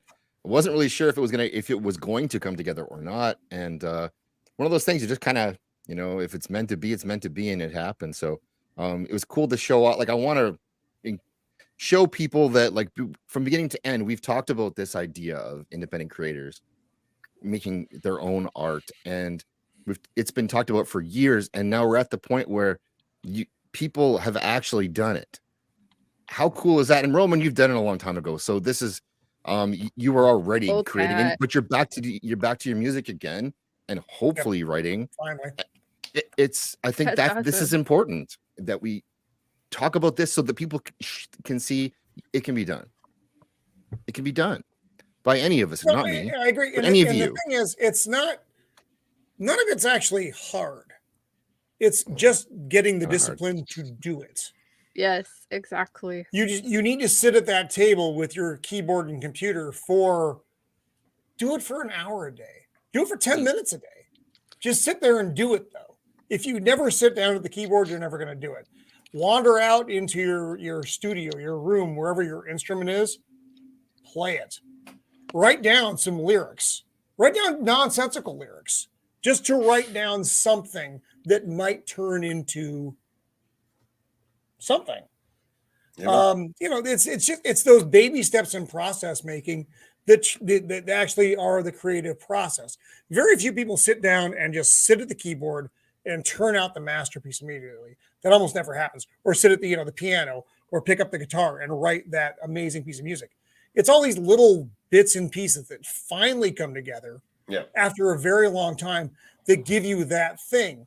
And that thing is your entry into the larger world of making all the great things. So anyway, that's my 2 cents on You're creation. spot on, Roman. Spot on. Everything you said was legit. Absolutely. That was a mini Walton. Yeah. speech. I I like know that. that's so. Yeah, Mine good was like energy for- the pharmacy disclaimer at the end of the commercial. That's what. I'm just gonna put this here for no reason except for to enjoy Jenny Ortega from Jenny What Ortega the from heck Minute what's going on with their shirt? There's like this. Oh, it's beautiful. I love the damage in her eyes. Are you kidding me? Look at that outfit. Oh, God. She could Does she have really at even need least that 6 shirt months at of this my point? soul. What? Does she even need that shirt at this point? I mean, it's basically not even there anymore. So You gotta hide something. I know. But I don't what think she needs what it. is that blue spot on her dress? Like That's a just good all question. you can see. You see how many Maybe there Muppets was we a got running Smurf around the city? nearby. yeah, Smurf was there. Yeah. I was here. Cookie Monster got himself something. I wouldn't mind finding out. Really. T is for titties. Has anyone seen Snow? All right, so we got James. So James, he write us 6K ish story a month. Nice, dude. Nice. Yeah, Wow. James, that's crazy. keep it pushing, brother. That's Yeah. incredible. Yeah, man. The blue spot is the question. Man. That's true. Yeah, I was already looking down there anyway, so you know me and it. So I went right past that bloom spot. No, did I? Balefire was like, okay, what's the problem here? That? You're welcome, Trip. Okay. Yeah. All right. I have so many questions. Well, I would love to get the answers. But for now, Jinja, you've got your links are in the description. What else do you have coming up? What about your channel? What's going on? What do people need to know about? Well, I got a YouTube channel. I basically do a live stream every Sunday evening, 9 p.m. JST Japan time. Oh, hold on a second. Sorry, we got somebody coming here. Wednesday mornings is what that is, I think. I don't know. Hold on 1 second. Could you do somebody else real quick? I got it. Yes. Oh, we can always do somebody Yes, else. he I can could. do somebody else. Let's Roman. What's going on? Good Lord. So on Thursdays, every Thursday at 5 Pacific Standard is our live stream. So this Thursday we are doing Alien and Aliens. We've got a really nice panel put together. Lady Balefire told me to fuck off and said she wasn't going to be on it. I know. I know. That's how playettes do, man. Yeah. A little bit of smatter on the terrible sequels, but so that's going to be the big focus tomorrow night. On Saturday, I will be on with PJ Maybe and the UK crew at 12 Pacific Standard. That's a normal show as well. And on Mondays now, I've been sucked into the sad, terrifying world of Flaccid Phoenix and doing premature ejection Mondays at 7 p.m. You know how to make Flaccid also on Tuesday, I'm on with Pops at 5 Pacific Standard, and we're going to be talking some of the great works of Alex Ross. Nice. So that's going to be a fantastic show. Oh, so man. I'm busy, and Mrs. of the Empire hates me, and I'll soon actually be living in the garage instead of just working in the garage. Walton, you have to get on that ejection stream. You love it. Yeah. Oh my god, it's so good. Yeah, I'm going to go on that probably to the end of the month. So, yeah, I'm like female He's really got representation. to build up to it, Lady B, because it's a lot. There's a lot once you're in there. It's tease them, Lady B. Tease them with it, before then show up. I think she can hang. I think she can. I know. I'm usually working. On Mondays I usually play Dungeons and Dragons, so I have missed like the first 2 or 3 of them. So, I think they've only done 3, right? Has it been 3 already? I feel so old. Yeah, has it only been 3? And I've never even won.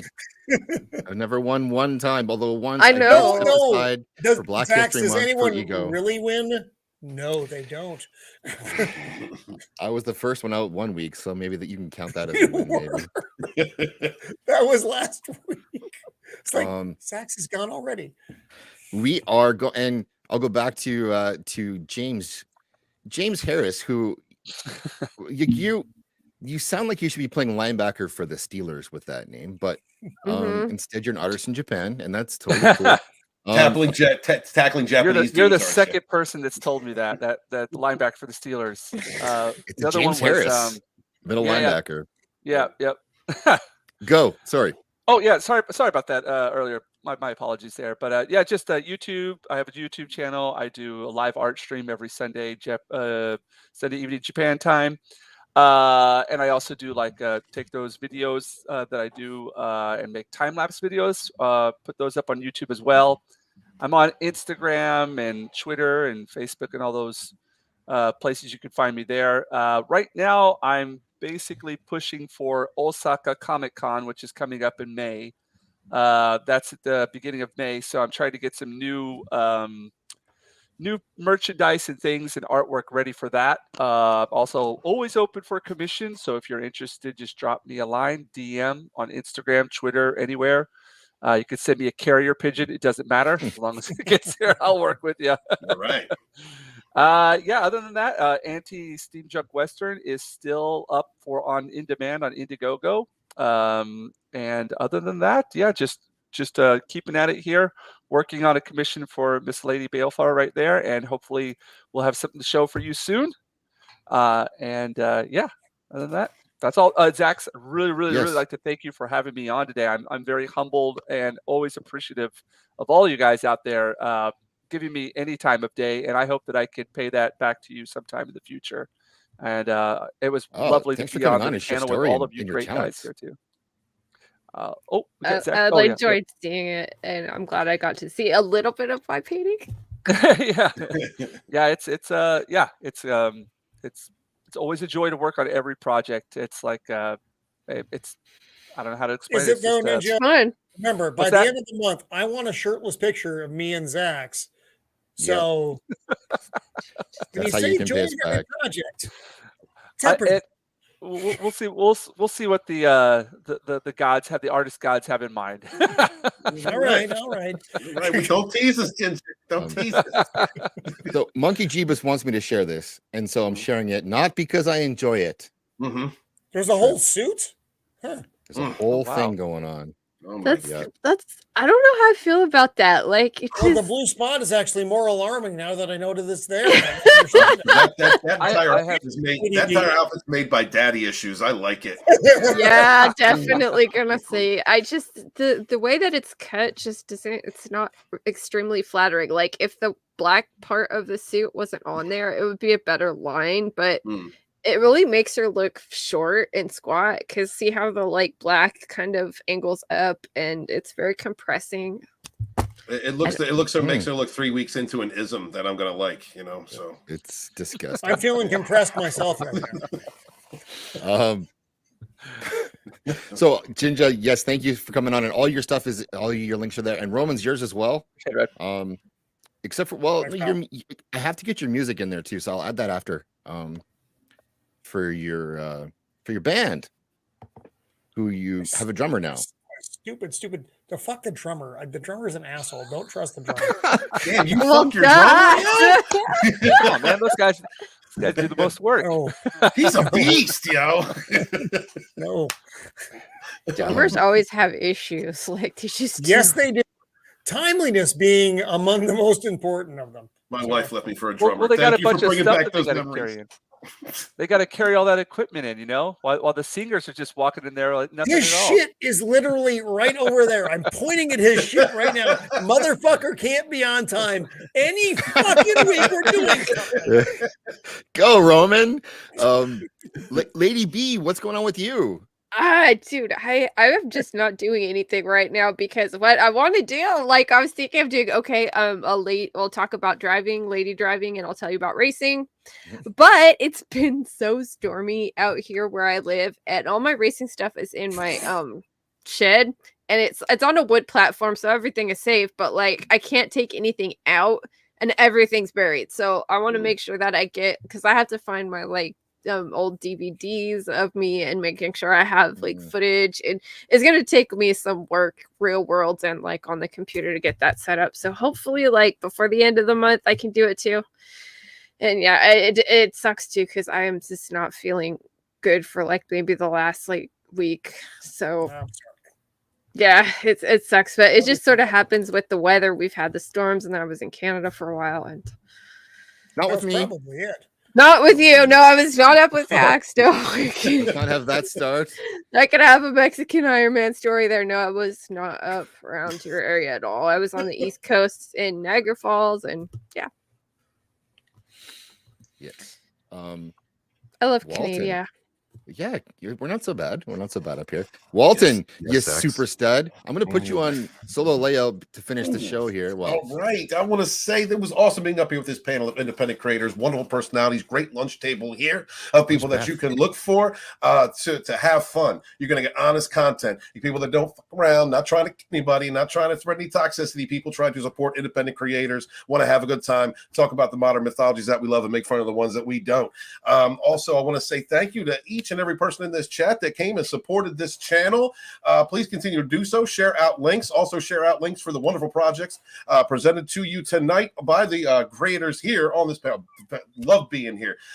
You guys don't understand how much it means to an independent creator, to a YouTuber, to a Twitch streamer, to a book writer, to a comic book writer, to artist, whatever it may be, how much it means to see a share go out, that somebody cared enough to take the time, just the simple 2 or 3 seconds that it took to share out a link link for their project, may say something inspirational for someone else, advertising another person whose inspiration, whose creativity will not be contained, who overcomes anything in their life, any type of insecurity, any type of doubt, any kind of hater out there trying to push them down, that they are continuing on to create what it is they feel they need to present to the world. And how much you guys just don't know how much that means to see other people supporting these projects. I thank each and every single one of you and appreciate that. Please check me out on Rogue Entertainment this Saturday.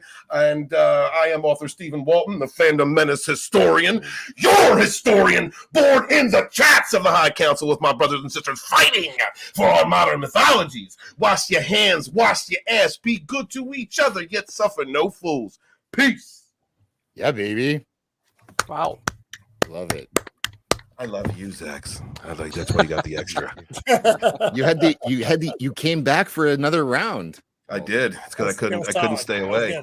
That was a good close. Oh, I got and sort of an announcement to make. Robin and I are working on a daytime dad stream. We don't have a real name yet, but it's gonna be pretty good.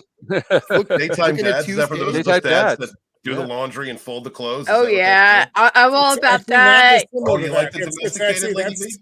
That's kind of the idea. It's the the dads of YouTube that we do this, but we also do all of this other stuff. I would have to control those chats for men. I mean, maybe we'll attract some men for you. It's possible.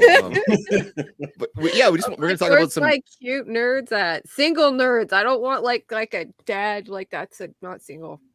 Hey, you had to blow her up. Okay, you finished it at the end. You pulled it back. I thought you said tripping out. I was like, you're not taking a dad. If you like a little crazy, hit me up. Yeah. I know I'm not even making sense anymore. I shouldn't have come on, but I did. Stop it, Lady B. Oh my God. We need you. So daytime dad stream. And we're going to talk about dad stuff, normie stuff, fandom stuff. There better be a lot of dad jokes.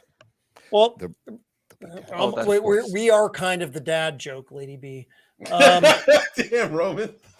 The point is to talk about like the other side of. I mean, there's a lot more that goes on in our lives than the YouTube stuff, and it'd be nice for other regular, I don't say the normies, but regular folk to see what goes on behind all of the things. What do our kids do? Why does Mrs. Terenzini? My voice, as you saw my name earlier anyway. Why does Mrs. of the Empire sound like Marge? All of these questions. I have a lot of questions about that. A lot. I would try to get her on, but she'd say, "No, Romy, that's not going to happen. You know how I feel about being on camera." So that was brilliant. And like we could say, like our kids reading comics because we know kids in a legal, safe way. And we can tell you if they read comics or not. Do they read manga? How does that go? All that stuff. So look on that for next week. Maybe Tuesday during the day we're looking at. So something different to try. Cool. Chat. You guys have been amazing. Thank you for hanging out with us for 3 hours. Thanks to the panel for hanging out for 3 hours. I will endeavor to make sure all the appropriate links are in this description. So go and support these independent creators because that's what we want. And we want to encourage it. The best way to do that is to support it however you can. If that means you can't afford to go and buy a Jinja book, well, share his link out. Subscribe to his Instagram. Follow him on Twitter. Like there's all kinds of ways you can help because that helps it get to somebody else.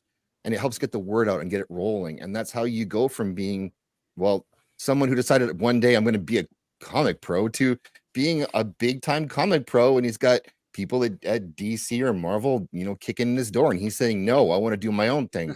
Beautiful. That's what we need to do. And to do that, like he said, if we can help you with a con to get in, then we got to know that ahead of time so we can make sure that we get that word out too, to get you a table at Dallas for next year and take it from there. Yeah. Okay. Oh, Matt 6. Hey, ninjas are cool.